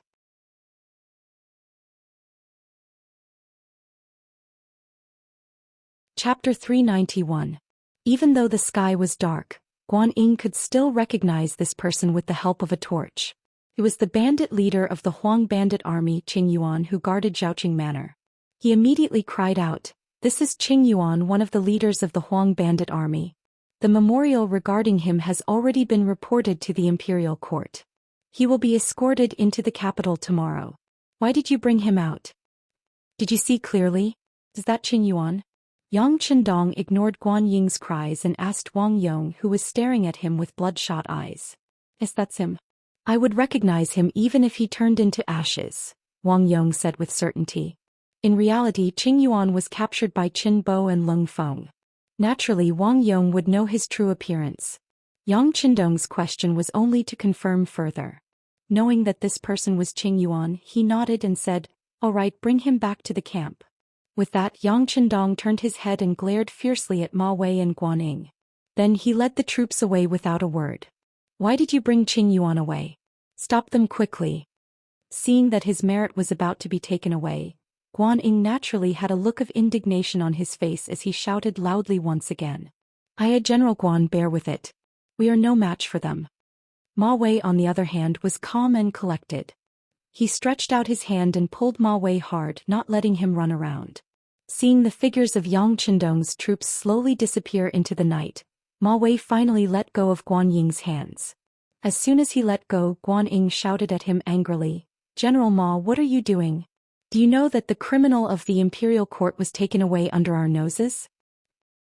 "Of course, this general has seen it, but I have my own difficulties," Ma Wei replied with a helpless look. "Difficulties? What difficulties?" Guan Ying asked with a puzzled expression and a face full of anger. He knew that if he couldn't explain things clearly, he wouldn't be able to get through this ordeal. With a guilty look, Ma Wei whispered the story of how he embezzled the money that the mercenaries used to buy the pork. What? After hearing what had happened, Guan Ying was naturally furious. He shouted in a roaring tone, "General Ma, you are really bold. How can you do such a thing?" Ma Wei stuck out his index finger to cover his mouth and said in a pleading tone, "General Guan, there's no other way. If you want to lead soldiers, you have to give them some benefits. Otherwise, who would listen to you? Isn't that the only thing we can do?" "You." At this moment, Guan Ying's face was filled with anger. He pointed at Ma Wei, not knowing what to say. In the end, they were on the same side. In the eyes of the imperial envoy, Ma Wei's action was probably also his own idea. It was no wonder that the slap in the face came with a wave of his hand. Forget it, forget it. In the end, he was in the wrong first. He couldn't blame others. Although Guan Ying was angry, he had no choice but to swallow the bitter fruit at this moment. Ma Wei saw that his emotions had stabilized and said in an insatiable tone, "General Guan, now that things have come to this, can we write a battle report and say that Qing Yuan bit his tongue and committed suicide in prison?" "Absolutely not." Guan Ying hurriedly waved his hand, but he was afraid that Ma Wei would misunderstand, so he said in an explaining tone, "It's not that I don't want to do this, but the brocade guards are everywhere. Presumably, tonight's matter will be reported to the emperor through secret channels. It's fine if we speak the truth, but if there is even a trace of falsehood, it would be deceiving the emperor. Do you know the severity of this?" It was Ma Wei's turn to change his expression. He quickly cupped his fist and said, "Thank you for your reminder, General Guan. I was reckless." "Forget it, it's not a big deal. From the beginning of the battle, the National Treasury has never given enough food to the Guangdong guards. The emperor knows about this. I'm sure the emperor, with his wisdom, can understand our actions." Guan Ying thought for a bit and still spoke his opinion. He was afraid that Ma Wei would have too many thoughts. On the battlefield, it was not a good thing for a general to have psychological pressure. "I hope so," Ma Wei said with a face that was praying for Buddha's protection. In reality, he was somewhat afraid. Fortunately, the silver this time was not for his own use. It was because the military was lacking in food. With his heart set on serving the country, he calmed down a lot. On the other side, Yang Qindong led his troops into the city to capture people and calmly retreated. Only after they left the city gates did the Lung Feng troops put away the guns in their hands with waning interest. To these Lung Feng, their hearts were filled with pride and their strength was tyrannical. Even the southern Ming army was nothing in their eyes. If the sixth young master gave the order, not only would they not be afraid, they would even be unusually excited to fight. This was the ability to use the hearts of an army. To become an invincible army, one must first have the mentality and courage to not fear the armies of the world. Now it seemed that they had already done it. This courage infected every soldier. Even Ping Yu and Ba Daojiang, who had just joined the guard squad and had witnessed the entire process, were filled with excitement. This was especially so for Ba Daojiang. This could be said to be the first time he had seen someone who dared to make the southern Ming army suffer. This scene left a deep impression on him and made him extremely curious about the Lung Feng troops. He was also proud that he was one of them. His first sense of belonging came from tonight's operation.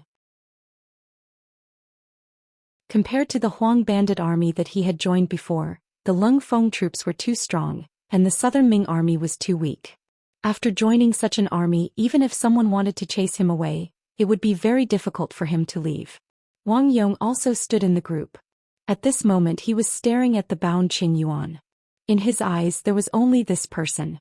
The scene of the Wang family's hundreds of people dying tragically appeared in his mind from time to time. At the entrance of the military camp, someone had already sent the news after Yang Qindong and the others had left the city. At this moment the gates of the camp were wide open. Commander Luo Po and political commissar Kong Jia had already led the soldiers to line up and wait. When they saw the sixth young master's figure approaching, the two of them stood at attention and saluted. "It's fine. Just arrange for people to be on guard. The other soldiers can go and rest." "Oh right, hand Qing Yuan over to Wang Yong for revenge." Yang Qindong rode into the military camp. Then everything in the military camp fell silent again. After arranging for someone to give Wang Yong a military tent and sending the bound Qing Yuan in, Yang Qindong did not bother about this matter anymore. Instead he went directly to his own tent to rest. First Madame Hu Yen, third Madame Shui and Miss Su Maner were all waiting here. When the two madams heard that Yang Qindong had left the military camp at night and that the entire military camp was under martial law, they were naturally worried. Su Maner saw that the two madams did not go to rest, so she did not go to sleep by herself. Besides, she was also very curious about what Yang Qindong was doing, so she also stayed. She had not been by Yang Qindong's side for a long time. Speaking of which, the two of them had not even had a chance to be alone. As a result, the sixth young master still gave her a mysterious feeling. Of course, Su Maner had tried different ways to ask Hu Yen and Madame Shui about this loyal and courageous duke. However, the two madams were very smart. They would say what they should and would not say anything more than what they should not. This made Yang Qindong even more mysterious. Tonight, the military camp was suddenly under martial law. Even outside the tent where Yang Qindong usually chatted and ate with the madams, there were more guards. How could this change escape Su Maner's eyes? She carefully observed and her heart was filled with shock. What does this young master want to do? Will he be in danger? That shouldn't be the case. Based on the confidence he displayed on the battlefield, I really don't know who could threaten him. He should be fine. When thinking of this, Su Maner herself did not know that she was already faintly worried about Yang Qindong. As for why she thought so, she was afraid that she could not figure it out for the time being. Su Maner did not stop all this until Yang Qindong returned to the military camp tent safely. Even when Yang Qindong's gaze casually swept over her, she blushed for a while. As people said, everyone loved beautiful women. How could a hero not be loved by beautiful women? Sixth young master is back. My husband is back. Hu Yen and Madame Shui stood up one after another. Their concern was completely expressed on their faces and words. I went out to do some small things. I've made Yen and Shui worry. It's really my fault. How about this? In order to make up for it, both of you can stay here tonight. Yang Qindong's face was not serious at all. Instead, it was full of tenderness and sweetness. As soon as he said this, Hu Yen and Madame Shui in the tent both blushed and became hot. They were shy and happy. They were happy to have a husband who loved them so much. However, it was inevitable that they would feel embarrassed to say such words of love in front of so many people at the same time. This was not the future. On the street there were people who courted and kissed in public.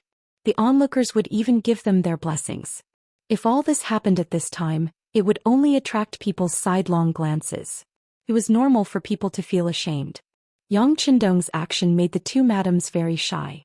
Even the two madams' personal maids, Xiao Qing and Xiao Wei, blushed and lowered their heads. They were very embarrassed. Sumaner's face was even more embarrassed.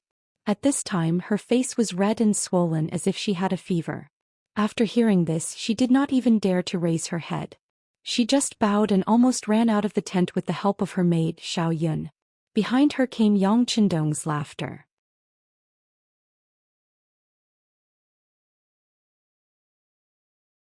Chapter 392. Sixth young master. Miss Su is not married yet. She is very thin-skinned. If you do this, she will inevitably feel embarrassed. Hu Yan walked forward and took the initiative to remove the military windbreaker that Yang Qindong was wearing. Then she said with a coquettish expression, who asked her to come over and join in the fun for no reason?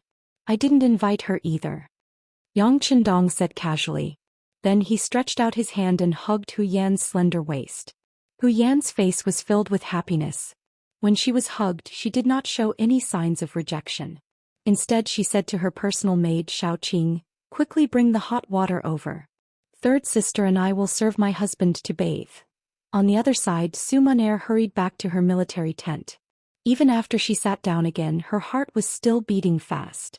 The maid Xiao Yun said in an extremely dissatisfied voice, Miss, this sixth young master of the Yang family is really something. He knows that Miss is still here, yet he said such shameless words. He really doesn't respect others. Xiao Yun, be quiet. Sumaner's body shook when she heard this. Then she said in a slightly stern voice, Xiao Yun, you can't say such things in the future. You have to understand that we came here of our own free will. No one forced us. Do you know? If he insists on chasing us away because of your words and actions, then how will we achieve the goal of this trip? Even if I die, I won't be able to face my family. After Sumaner's expression became serious, Xiao Yun had already shut her mouth. When she saw that her master's expression became more and more serious as she spoke, and her eyes were about to turn red, she hurriedly came forward. Miss Xiao Yun was wrong. I won't dare to do it again in the future. Xiao Yun, it's not that I have to scold you. I also know that you are fighting for justice for me. But who asked me to be born like this? At this moment I finally saw the hope of revenge. Even if I have to risk my life, I have to give it a try. So we can't make a single mistake in the future. Do you understand? Miss Xiao Yun understands. But do you really trust him that much? If we really do it, will he really fulfill his promise? Xiao Yun nodded in agreement. At the same time, there was a trace of suspicion in her expression. Towards Xiao Yun's question, Sumaner was also unable to give the most correct answer. But in order to avenge her family, what else could she do other than choose to believe? Therefore she could only nod and shake her head as she said, I don't know either, but he shouldn't go back on his word. He wouldn't lie to me, right? Miss, let's hope so. Let's hope our sacrifice is worth it. Right, it's late. Miss, you should sleep first. Xiao Yun sighed in her heart. She didn't know if what Miss was doing was right or wrong, but there was one thing that was not wrong, and that was that she would definitely follow by Miss's side. Even in the face of death, she would not retreat half a step. That night, Sumaner couldn't sleep. After that, she even had a nightmare. That was, she had completed her mission, but the person who promised her didn't avenge the Su family. On the contrary, the sixth young master of the Yang family who was harmed by her, even came to question her with a bloody face. She was scared half to death in her dream. That night Yang Qindong naturally slept extremely well. Hugging left and right, it didn't take long for him to enter a sweet dream. He really slept all the way until dawn. That night Wang Yong didn't sleep at all. First he cut Qing Yuan over 100 times. If he hadn't used a cloth to gag the other party's mouth earlier, he was afraid that the miserable screams that night would have caused the entire military camp to be unable to sleep peacefully. After killing Qing Yuan, Wang Yong knelt in front of Yang Qindong's tent until dawn, until Yang Qindong came out for his morning exercise. When Yang Qindong came out of the tent in camouflage clothes, Tiger's mane, who was guarding outside, jogged over. "Young master, he's been kneeling here for most of the night. Qingyuan was also killed by him." "Got it. Send him to the auxiliary regiment like this. Let him learn to abide by the rules first and wash away the evil aura on him." Yang Qindong nodded lightly. Then he brought Beta Persei, Qiuvi, Pingyu, Ba Daojiang, and the others from the first guard team and started jogging in the military camp. Yang Qindong didn't want to keep all the capable people by his side, especially people like Wang Yong who had a strong evil aura. If he didn't know the rules, Yang Qindong would rather not have him than keep a bomb by his side. But thinking about it, if Wang Yong really had the ability, he would climb up step by step and eventually become a true warrior. 1451 AD, the second year of Tianshan, the third year of Baiming, the 6th month of Jingtai. The Guangdong Yellow Bandit Army began their final frenzied counterattack, with Wuzhou Prefecture and Xuanzhou Prefecture as the center. In the north, at Mengzhu Ridge, Heavenly King Cui Yan led 20,000 troops and was ambushed by the 2nd Regiment, Kong Chuanxin's 3rd Battalion, 2 auxiliary battalions and Pingle's General He Sheng. After the battle, Heavenly King Cui Yan died. Less than 10% of the 20,000 troops escaped. In the south, Heavenly King Sun Jianglong had just left the city when he was met with the 2nd Regiment, Wu Sheng's 1st Battalion, 2 auxiliary battalions and Shao's General Yu Guang's fierce attacks. After losing, he lost Gaozhou Prefecture and retreated to Laizhou Prefecture. Facing the 40 rocket launchers, he couldn't defend the city and retreated to the seaside to leave. However, not long after, there was no more news. What the others did not know was that the Yang family's navy was already waiting for them at sea. Under the personal leadership of the Navy's first commander Yu Guang, in less than an hour, the ship that Sun Jianglong and his 15,000 men were on was destroyed at sea. Another 13,000 survivors were salvaged, while over 1,000 others lost their lives in the sea. In the west, with Xuanzhou Prefecture as the starting point, Heavenly King Ru Honghai led 30,000 troops to test the waters of Nanning Prefecture and Liuzhou Prefecture of Guangxi. However, because the enemy was well prepared and had the advantage in numbers, the attacks were neutralized. In the end, after losing 10,000 troops, they retreated to Xuanzhou Prefecture to rest.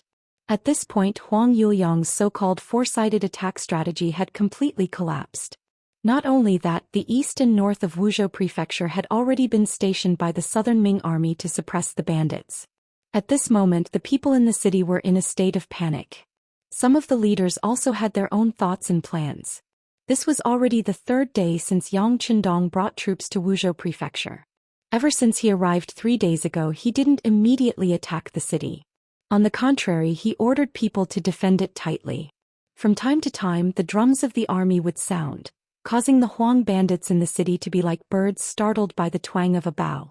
Kong Lingxin's 3 battalions to the north also had the same attitude. They also surrounded the enemy without attacking, and their war drums beat loudly. Yang Qindong's actions had once confused Guan Ying and Ma Wei. The two of them walked into the large military tent and came in front of the 6th young master. Imperial envoy. Once the 2 generals entered the tent, they cupped their fists and bowed. The 2 generals have come. Serve tea. Yang Qindong wasn't wearing a military uniform. Instead, he wore a normal green robe. Just from this, it could be seen that he didn't have any desire to fight. At this moment, he was holding a brush and practicing calligraphy. No need. Guan Ying waved his hand and refused the good intentions.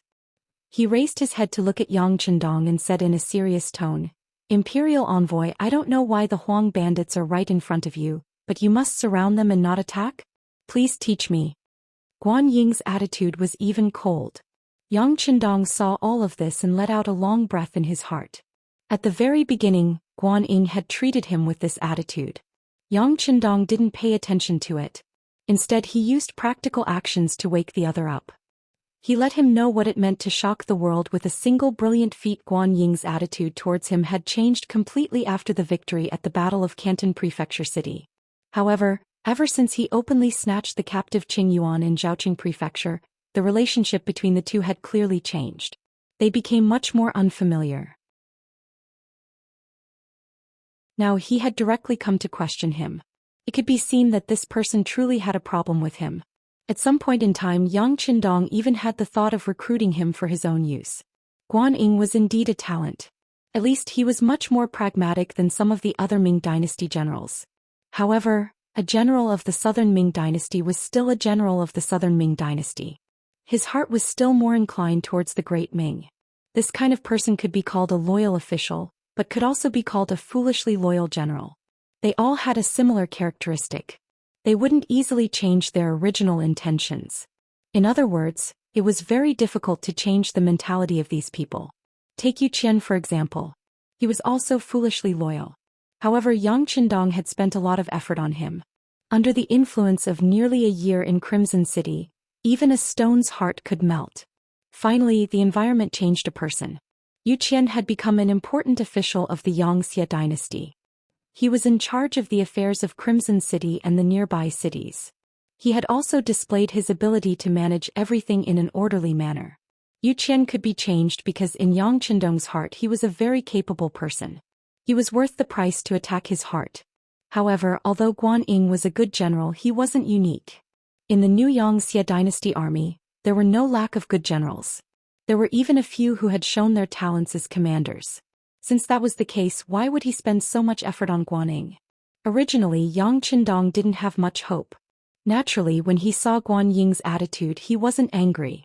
On the contrary, when faced with his question, he continued to practice his calligraphy as he spoke with an indifferent expression. Surround but don't fight? Naturally, it's because there are too many Huang bandits in the city. With our small number of soldiers, we can't take them all down. Since that's the case, it's better to slowly wear them down. You've also seen that starting today, there are already Huang bandits coming out of the city to join us. Although there aren't many of them, only a dozen or so, it's still a good start. I believe that if I slowly endure like this, in less than half a year, the Huang bandits in the city will collapse on their own.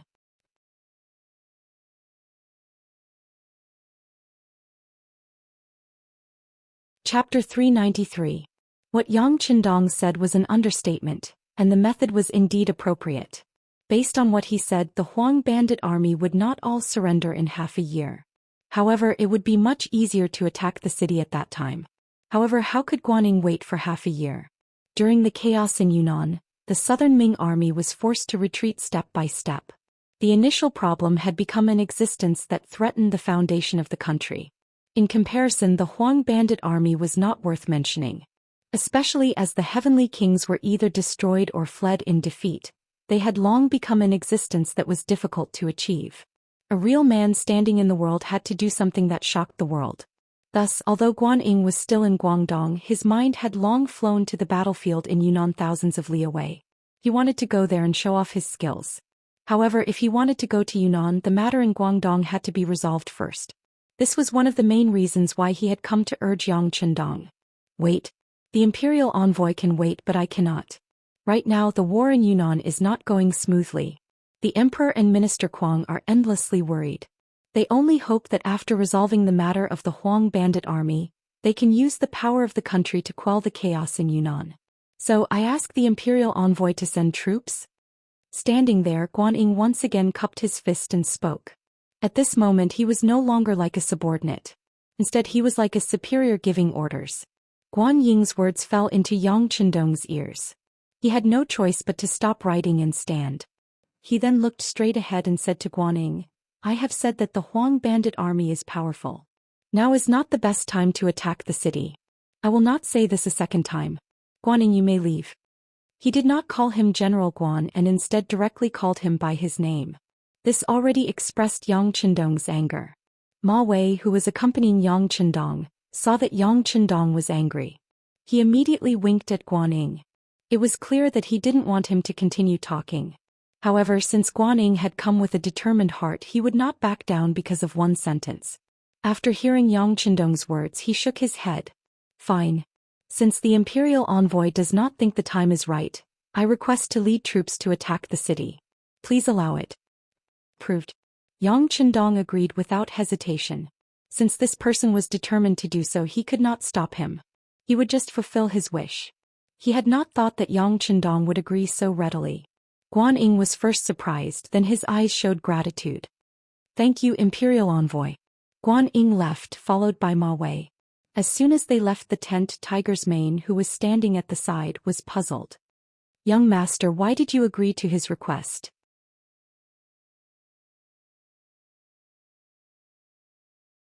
After sighing in his heart about Guan Ying's careful thinking and long-term vision, he immediately expressed his position.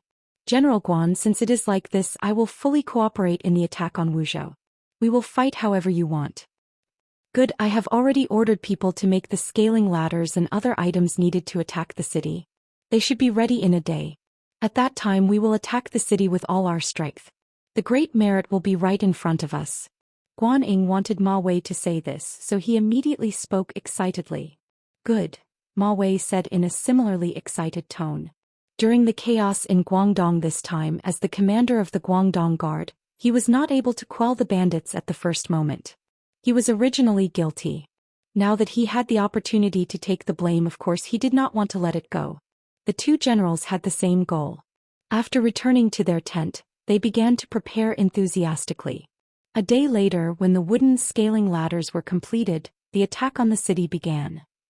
Within Wuzhou Prefecture City, in a large courtyard, a new signboard was hung high up. The two large words Zhu Manor were written on it. This was the manor of Zhu Fangyong, one of the leaders of the Huang bandit army. As a chess piece that Yang Chendong had placed in the Huang bandit army, Zhu Fangyong's performance was exceptional. After saving Huang Yuliang's life and losing 3 of the 4 heavenly kings, he had become one of young Master Huang's trusted aides. Of course, Zhu Fangyong was clear that Huang Yuliang was both wary of him and using him. Wary because of the other's nature. Using him was because there was no better general to choose from. Fortunately, Zhu Fangyong had never been of the same mind as Huang Yuliang.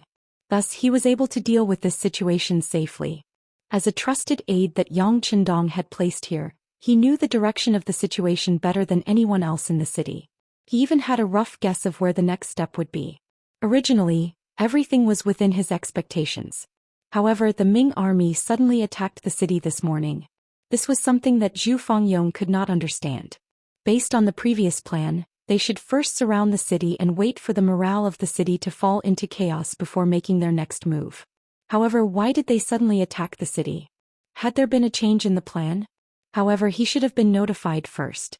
Just as Zhu Fangyong was feeling uneasy about the matter in front of him, the person in charge of communications, Leng Feng, finally appeared. The person who came was dressed as a farmer delivering vegetables. To outsiders, the reason he was called before Zhu Fangyong was because the general wanted to know the price of vegetables in the city. Zhu Fangyong was deeply trusted by Huang Yuliang, so it was normal for him to be worried. The person who came was dressed in rough clothes. Even his face was full of wrinkles and his skin was dark. Under this kind of appearance, it was difficult for anyone to suspect that he was not a vegetable farmer. In reality, the person who came was disguised. This was one of the necessary methods to become an elite spy of the Security Bureau. "I am 007. You can call me 007. This is a token."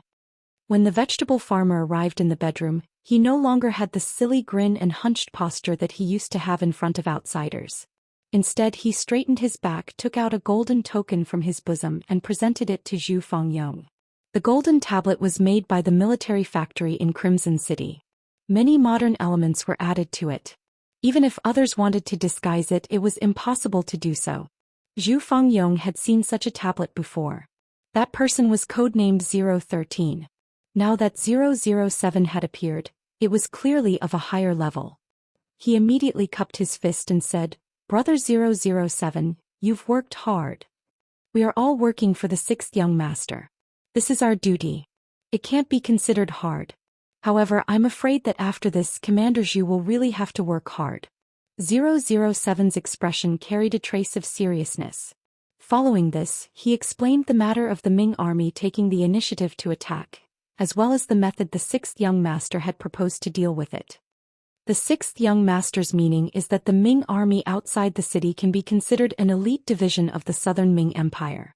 If possible, it would be best to use the head of the Huang bandit army to exhaust them. Then when the time is ripe, the next step of the plan can be carried out. 007 spoke as he took out a secret letter and handed it to Zhu Fangyong.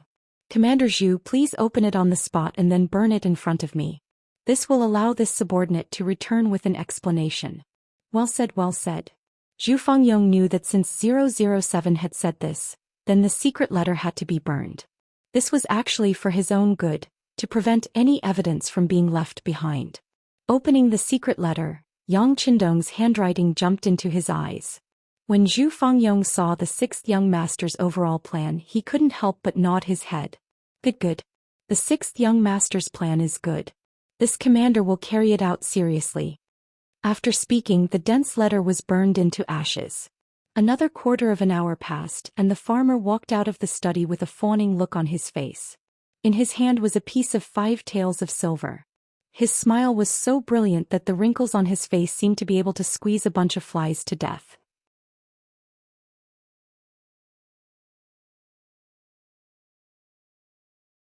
Chapter 394. The Ming army had started to attack the city. Guan Ying didn't just do it for the sake of showing off. Before the battle, he had indeed done a lot of things. One of the most important things was to learn the management methods of the mercenary army. He recruited a lot of strong captives into the army and then took care of them. He also said that whoever could make a great contribution in the next battle would be rewarded with money, meat, and even an official position. This was also Guan Ying's decision to make an exception. Normally, people who were guilty would not even be able to obtain the status of a good citizen. However, to be able to do well, he actually promised an official position and wealth. Just from this point, he had really put in a lot of effort. Not talking about the official position, just the fact that before entering the battlefield, he had given the attacking soldiers a full meal and provided them with enough meat was enough to make many people shed tears of gratitude. The ancients also paid attention to being a ghost with a full stomach before they died. Legend had it that when they went to the netherworld they would not suffer too much. Now that they had eaten and drunk their fill, for some people they had no regrets. Using them to attack the city was indeed shocking. Just the first wave of attack had allowed them to rush up to the top of the city tower of Wuxia City. If Zhu Fangyong had not brought people over in time, this wave of attack might have broken through the city. Reality proved that as long as one used the right method, the morale of the army could be used. He called the original Huang bandit captives to the training grounds of the camp. With good wine and meat, General Guan Ying, whose face was filled with excitement, was planning the attack plan for the next day. Outside the camp, some of the rich people who were originally in the Wuzhou house brought good wine and meat to help the army. To them, there were too many immovable assets in the city. The earlier they took down the city, the earlier they could take back what belonged to them and the earlier they could return to their normal lives. Within the mercenary camp, it was extremely quiet. Apart from the normal training of the soldiers, there was no other movement. Inside the large tent, it was not as peaceful as it seemed from the outside. Commander Luo Po, Commander Lu Zhua, and the others were listening to the battle reports from the front lines, waiting for the latest orders from the sixth young master. Everyone was in the tent, listening attentively to the reports from the scouts they had sent out about the scene of the siege today. When they talked about how the Ming army had actively attacked the city, how the first wave of attacks had charged up the city tower without any hesitation, and how they had almost taken down Wuzhou City, everyone's face was filled with shock. Since when did the Ming army possess such powerful combat strength? In their eyes, the Ming army was just a bunch of weaklings. They could bully the common people, but when they really faced the bandits, they would probably reveal their cowardly nature. They are not real Ming soldiers. They were chosen from the remaining captives we picked up. Guan Ying imitated us. After providing them with a few meals, he promised them that they would be promoted and become rich after the siege. Yang Qindong saw that everyone was discussing fervently below, with faces filled with disbelief. As he explained the real reason. After saying all this, Yang Qindong's gaze swept across the crowd and continued, "Reality has proven that arrogance will definitely lead to mistakes.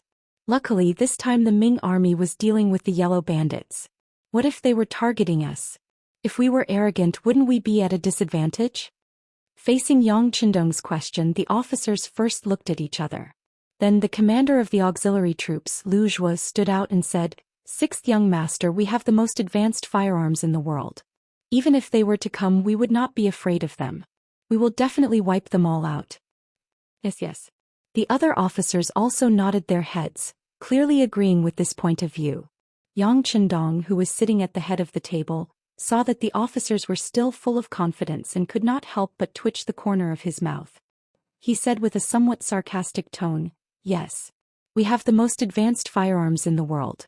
This is our advantage and perhaps our only advantage. Perhaps once we lose our weapons we are no different from the Ming army. If we are heavily surrounded, how many bullets can you bring? There will be a day when you run out of bullets. At that time won't we be surrounded like dumplings and be completely wiped out?" At this moment the officers were dumbfounded. They suddenly realized that they originally thought that they were invincible, but after analyzing it, it seemed that the truth was not so. Therefore we are not strong enough. If we want to become the strongest army in the world, it is not enough to just have advanced weapons. We also need a strong heart and a strong will to fight. No matter what kind of enemy we meet, we will not be afraid and will not take a step back. From today onwards the training will be doubled. Other than firearms, everyone will also have to seriously practice the use of cold weapons and the 3-3 system.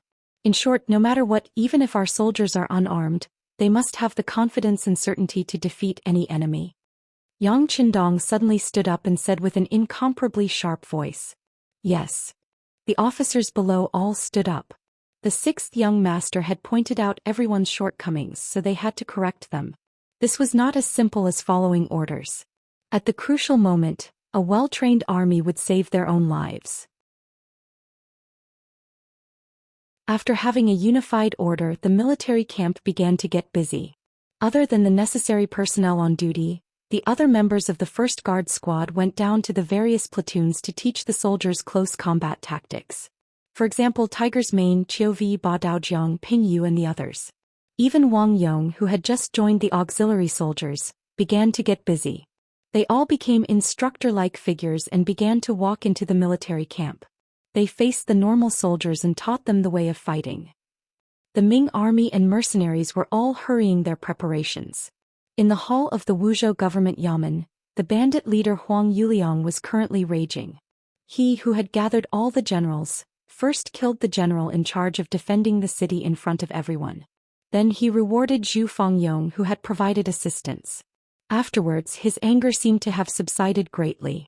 Sitting on the seat of the former Wuzhou Zhizhou, he looked at everyone and said, "You have to know that once the city gate is broken we will all die. Even if it is for your own safety, I ask that everyone do their best. I also ask that everyone follow General Zhu Fangyong's example."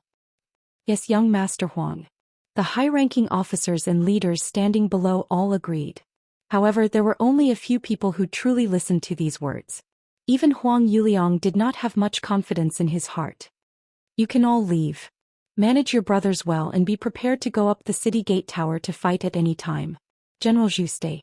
Waving his hand, Huang Yuliang had an expression of tiredness and irritation. "We will leave." After the other generals all cupped their fists and said this, they left in 2s and 3s. As they walked they whispered something.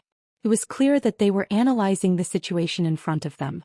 Some of them were probably even spreading words that were unfavorable to the bandit army. If this were in the past, no one would dare to do all of this. However, 2 of the 4 heavenly kings were dead, 1 was missing and only 1 was left. In this situation, Huang Yuliang's control over the army was clearly not as good as before. At this moment, it seemed that he could only allow these people to casually say whatever they wanted. There was nothing he could do. Everyone left, leaving only Huang Yuliang, 2 guards and Zhu Fangyong standing in the middle of the hall. "General Zhu, your performance today was very good. I am very satisfied." Huang Yuliang sighed as he looked at Zhu Fangyong, who was still able to organize a military force to fight against the Ming dynasty in this chaotic world and emerge victorious. This is all due to young master's good fortune. This general does not dare to claim credit. Zhu Fangyong did not forget to flatter Huang Yuliang. "How good. General Zhu is still the most loyal. This young master can rest assured when doing things." Huang Yuliang, who was extremely comfortable with this flattery, laughed heartily. Soon after his tone changed. "General Zhu, this young master intends to hand over the task of guarding the city to you. How confident are you?"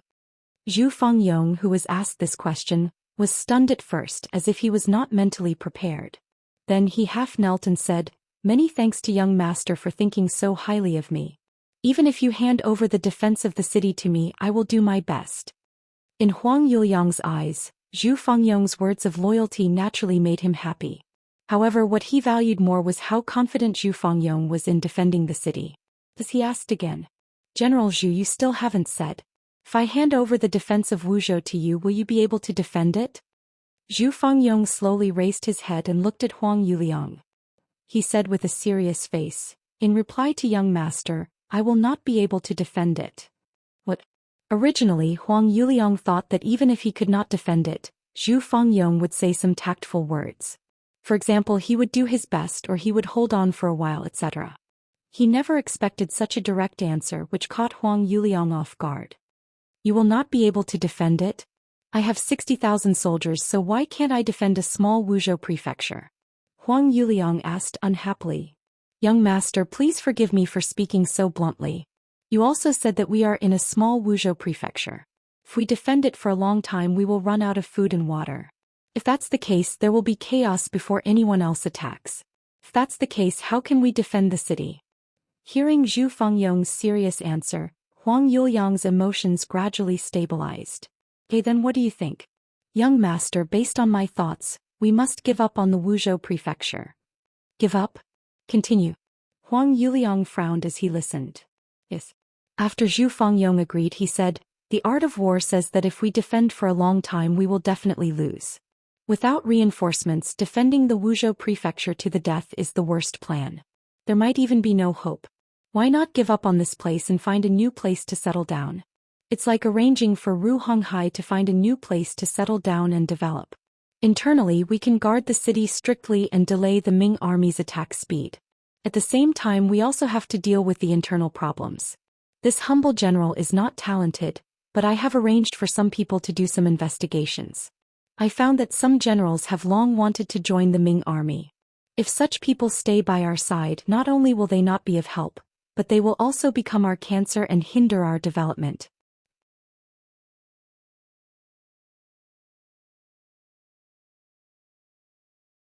Chapter 395. Zhu Fangyong spoke with fervor and assurance, and Huang Yuliang listened very seriously. He only stopped talking after the time it took for a stick of incense to burn. Then he stared ahead without blinking, waiting for his young master to make the final decision. From Zhu Fangyong's words, Huang Yuliang knew that Zhu Fangyong had put in a lot of effort. At least he had carefully considered their escape route. More importantly, Zhu Fangyong's words were clear and logical, and he had a plan for how to proceed step by step. This made Huang Yuliang very confident. An army was most afraid of doing things without a goal. This kind of army was like a headless fly and was destined to have problems. From this, it could be seen how important a correct direction was. Huang Yuliang had already secretly approved of Zhu Fangyong's plan, but he still needed to ask for more details. "Yes, General Zhu, please stand up. You said that you could let Heavenly King Ru find a new location, but do you have a plan?" "In reply to young master, I do have a plan. If possible, we can let Heavenly King Ru lead the army to the vicinity of Gaozhou Prefecture. That place is vast and sparsely populated, and the territory is large. There aren't any important towns around it, so it's beneficial for us to move around there. Once the time is right, we can raise our flag again and gather a powerful army." Zhu Fangyong, who was already prepared, explained the plan in one breath. "Gaozhou Prefecture?" Hearing this location, Huang Yuliang hurriedly searched for it on the map. Then he said with a suspicious expression, "Isn't there also a Ming army in Gaozhou Prefecture? Previously, Heavenly King Sun Jianglong's army was defeated there." "That's right, it's there. However, just like young master said, if you didn't expect us to go there, then the Ming army would be even more surprised. Taking them by surprise is in accordance with the art of war. We will have a chance to appear there when they least expect it. It's precisely because it's not far from the sea that we can escape into the sea if things go wrong. This way, the southern Ming army, which has already restricted the sea, can't do anything to us. When that time comes, we'll be like fish in the sea." Zhu Fangyong nodded heavily with a confident expression. "Take them by surprise, take them by surprise," Huang Yuliang muttered to himself. Then, as if he had made up his mind, he slammed his fist on the desk. "All right, let's take them by surprise and kill our way out. How about this? General Zhu's suggestion just now will be approved by this young master.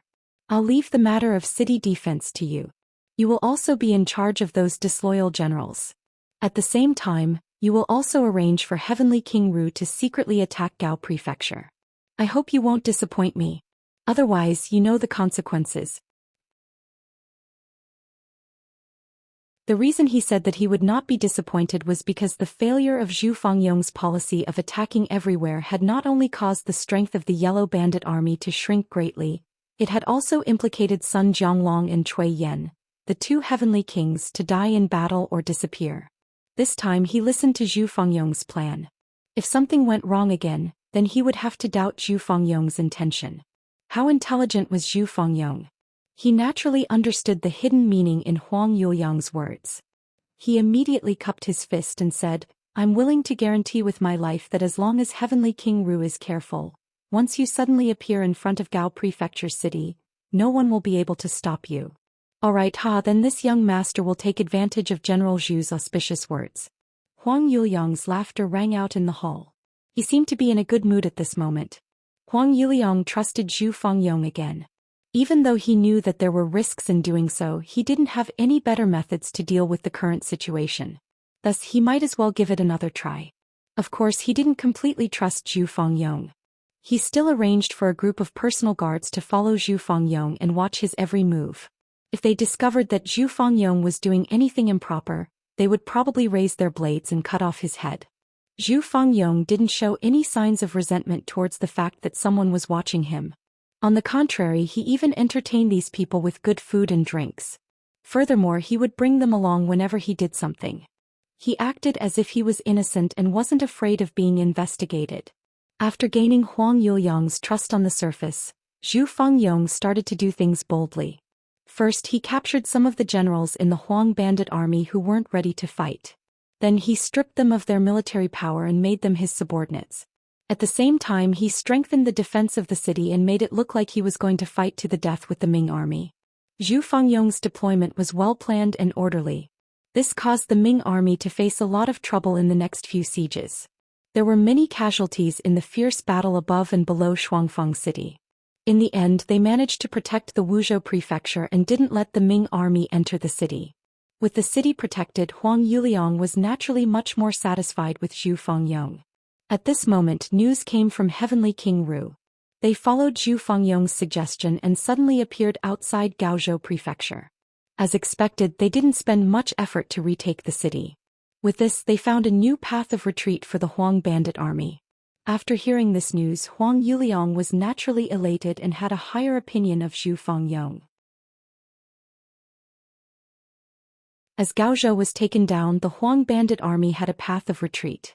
Huang Yuliang started to make arrangements to leave Wuzhou prefecture. For this, he once again called Zhu Fangyong over and asked him for a plan. After Zhu Fangyong, who was covered in blood and killing intent, entered the Great Hall, there was already a seat waiting for him. According to Huang Yuliang, after this battle he would promote Zhu Fangyong to one of the 4 heavenly kings. Thank you, young master, Zhu Fangyong said gratefully. Fangyong, there is no need to be angry.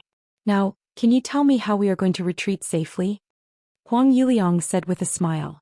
Yes, young master. This is what I think. Below Wuzhou city, Guan Ying and Ma Wei rode on their horses tiredly. Looking at the Wuzhou prefecture that they had not been able to take down and the corpses on the battlefield, their faces were filled with doubt and regret. They could not understand why the seemingly unstable Wuzhou city had almost taken the city in the first attack and still remained standing under the numerous fierce attacks they launched. On the contrary, they had lost soldiers and generals. Putting aside the fact that most of the Huang bandit captives had died in battle, even the original 4,000 Ming soldiers had lost close to 3,000 men. Why had they still not taken the city? After 7 or 8 sieges including the captives they had 8,000 men. But now they did not even have 2,000 men left. Most of them were injured. This was a result that Guan Ying and Ma Wei could not accept. Especially the latter, who had already given the order to stop the siege. Ma Wei was the commander of the Guangdong Guards. No matter if he was a general or a commander, he had to have soldiers under his feet to be able to use his power. But now he had almost used up everything, so it was no wonder that he would suddenly give the order to stop the siege. Guan Ying did not understand this matter and had even argued with Ma Wei because of it. In his words, he had lost a lot of men and was under a lot of pressure. The Huang bandit army was also not having a good time. Now it was up to who could last longer. Perhaps after another fierce siege, they would be able to take down the city tower and take down the Wuzhou prefecture. Ma Wei shook his head and did not agree with Guan Ying's words. Disregarding everything else, even if they took down the Wuzhou prefecture with the amount of military power he had, it would be difficult for them to do much. They probably did not even have enough people to watch over the captives, so how could they talk about defending the city? Ma Wei very happily rejected Guan Ying's idea of attacking the city again. He prepared to rest and build up strength. He would wait for the internal strife within Wuzhou city to happen as the imperial envoy had said, so that he could benefit from it. However, just as this plan was prepared, an unexpected situation occurred.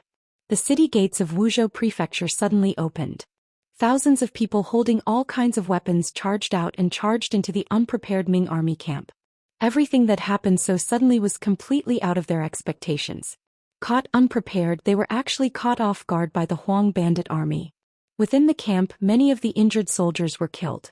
Even Guan Ying, because he could not retreat in time, was entangled with people and had an additional knife wound on his body. Fortunately, at the crucial moment, the mercenary army moved out. They held the 9-5 in their hands and shot at the Huang bandit army from a distance. Immediately after, thousands of auxiliary soldiers and temporary auxiliary soldiers suddenly charged out. Under the powerful aura, they quickly crumbled the morale of the Huang bandit army and defeated them in the Ming army camp. After the Huang bandit army soldiers who had left the city were killed or captured, the mercenary army directly charged toward Wuzhou city. Unexpectedly, it went very smoothly. Other than a few banners that the Huang bandit army had stuck into the city tower, all of the Huang bandit army had disappeared. Even most of the common people in the city had been taken away. The Wuzhou prefecture, which was almost empty, was taken down so easily. However, it was clear that Yang Qindong was not satisfied. He called over Guan Ying and Ma Wei to talk about continuing the pursuit. After the Huang bandit army has lost the Wuzhou prefecture, they have no place to stay. This is the best time to pursue and kill them. Otherwise, once they find a new place and continue to develop, it will not be long before they rise up again and become a problem for the court. Faced with Yang Qindong's righteous words, Guan Ying and Ma Wei lowered their heads. How could the two of them not understand this logic? It was just that right now they only had 1,000 soldiers.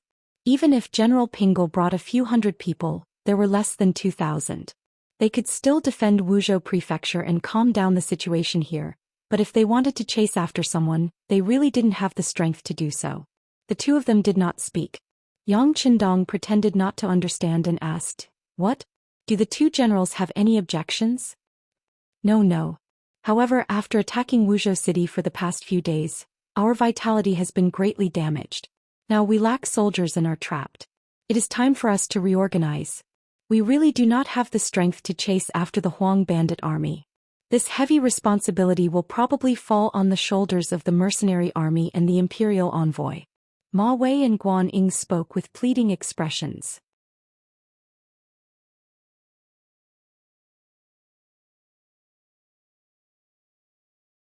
Chapter 396. So it's like this. Alright, since this imperial envoy has promised the emperor, then I will definitely completely destroy the Huang bandit army. Thus we will leave first. If the two generals have finished organizing the military affairs, it won't be too late to catch up. Yang Qindong only pretended to be troubled. After a slight hesitation, he immediately agreed. Naturally, Ma Wei and Guan Ying were overjoyed that Yang Qindong agreed so readily. In order to express their sincerity, they even sent some of the food in their army to the mercenary camp. Then they watched as the mercenary army left Wuzhou to chase after the Huang bandit army. No matter what, the matter of the Huang bandit army has been taken care of. Soon we will be able to report to the emperor. Ma Wei muttered to himself. When Guan Ying heard these words, his self-reproach lessened a lot. What the two of them did not know was that all of this was Yang Qindong's plan. Zhu Fengyong's action of leaving the city was one of his plans. The reason why he did this was because he had an even bigger goal, which was to completely destroy the Huang bandit army. The development of Xichen City and Ryukyu Island needed people the most. Only with enough people could one do more things, expand one's army and expand one's own power. It was because of this point that Yang Qindong's plan for the Huang bandit army was not to destroy them, but to make them prisoners. It was only about Ying and Ma Wei. They might be able to get some of the captives to become soldiers, but to get all of them to become their captives and be sent to Ryukyu Island was basically impossible. In order to achieve this goal, the first thing to do was to exhaust the Ming army's power so that they had no time to worry about other things. Thus he sent a letter to Zhu Fangyong to use war to exhaust the Ming army's power. Using this, Zhu Fangyong could send some of the Huang bandit army's members who did not obey him or had bad attitudes to the battlefield and use the Ming army to eliminate them. Facts had proven that this plan was appropriate and successful. During these days of defending the city, Zhu Fangyong had received Huang Yuliang's trust and delegated power to him. Taking this opportunity, he had successfully eliminated the dissidents. In the end, he had sent those who didn't listen to him or those who were truly evil to the defense of the city tower. Most of the people in the Huang bandit army were people who were forced to join. They were not loyal to young Master Huang and did not have a sense of belonging to the Huang bandit army. As long as they had the right opportunity, they could become good citizens again. When they reached Ryukyu Island, they might even become useful talents there. After the plan was successfully implemented, Yang Chendong led the mercenaries out of the Wuzhou prefecture and headed towards Gaozhou. Even when they were leaving the city, they still brought the gratitude of Ma Wei and General Guanyin. Of course, in Yang Chendong's eyes, the more benefits he got from others, the better it would be for him. Quickly inform Battalion Commander Wu Xing that we can close the encirclement and lock onto the target. After giving the secret order to Tiger's Mane, Yang Chendong turned around to look at the army in his hands. With Kong Chuanxin's Cold Front 3rd Battalion and an auxiliary battalion, the army he led had grown even stronger. Adding on the temporary auxiliary soldiers he had recruited along the way, the total number of soldiers had increased to nearly 7,000. Perhaps an army of 7,000 might not be much in the eyes of others, but if these people were mercenaries, they would be able to fight against an army of tens of thousands or even hundreds of thousands. Moreover, they would have a high chance of winning. Huang Yuliang listened to Zhu Fangyong's suggestion and first sent his only heavenly king, General Ru Honghai, to attack Gaozhou prefecture. After occupying the city, he gave up on the entire Wuzhou prefecture and led most of the citizens to Gaozhou city in the southeast. Huang Yuliang didn't understand why he had to lead 40,000 citizens in Wuzhou prefecture. However, because Zhu Fangyong's method of dealing with the enemy was very timely, he didn't ask any further. Now that they were out of Wuzhou prefecture, the remaining 50,000 Huang bandits and 40,000 citizens were walking on the official road. Only then did he have the time to ask for the reason and order someone to call Zhu Fangyong in front of him. General Zhu, you have worked hard this time. You have done well and this young master is very satisfied. However, why did you bring the citizens of Wuzhou prefecture? General, what can you tell me?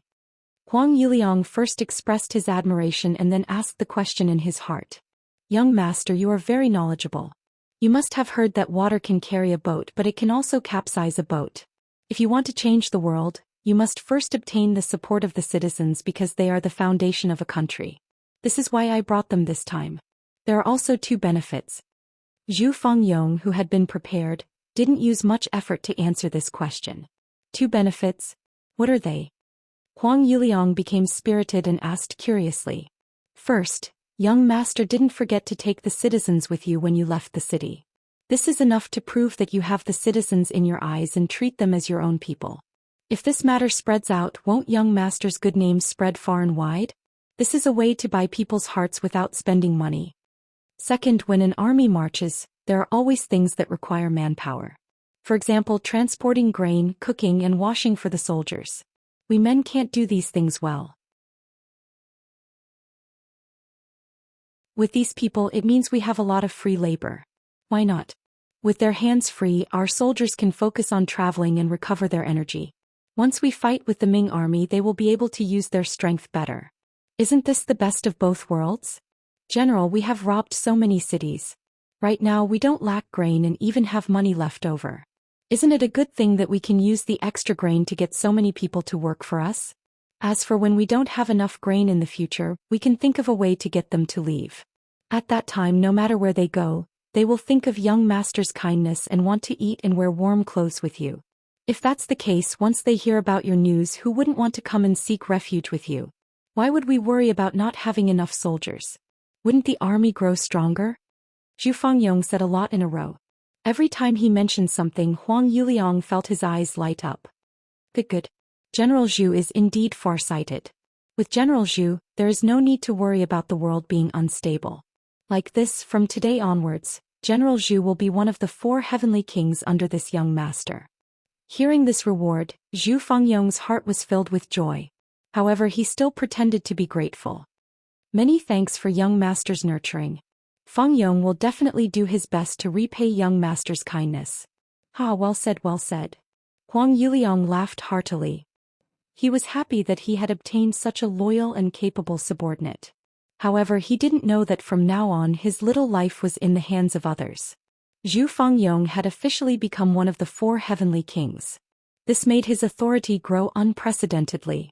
Many military leaders used the opportunity to congratulate him to express their loyalty. As a result, his influence in the Huang bandit army grew larger and larger. In fact, he could even make decisions on many matters without needing to report to Huang Yuliang. All of this gave Zhu Fangyong more support for his plan to complete the 6th young master. Gaozhou Prefecture. After Heavenly King Ru Honghai used a surprise attack to occupy this place, he gradually became arrogant. As one of the old 4 heavenly kings, Ru Honghai wasn't as brave as Gung Jun, nor as tall as Cui Yen. He wasn't as familiar with naval battles as Sun Jianglong. He was able to become one of the heavenly kings mostly because of his obedient personality.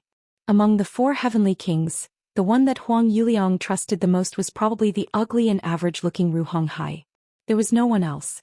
His luck wasn't bad and he actually managed to survive until now.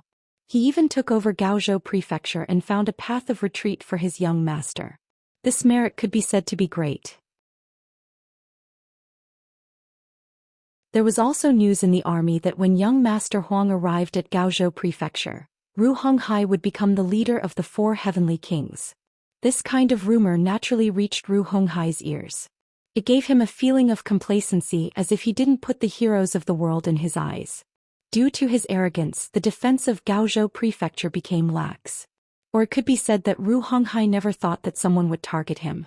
After all, from the news from the scouts, there weren't any Ming army forces near Gaozhou Prefecture. But in reality, there was a cold vanguard unit in Gaozhou City that could take his life. The leader of this unit was the Cold Vanguard 2nd Regiment 1st Battalion's commander Wu Sheng.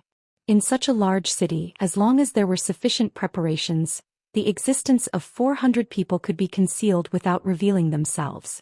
Not to mention these 400 people were all well-trained elites who had learned the art of camouflage. Previously, the Gaozhou Prefecture was breached by Wu Sheng and his men, which gave him ample time to hide.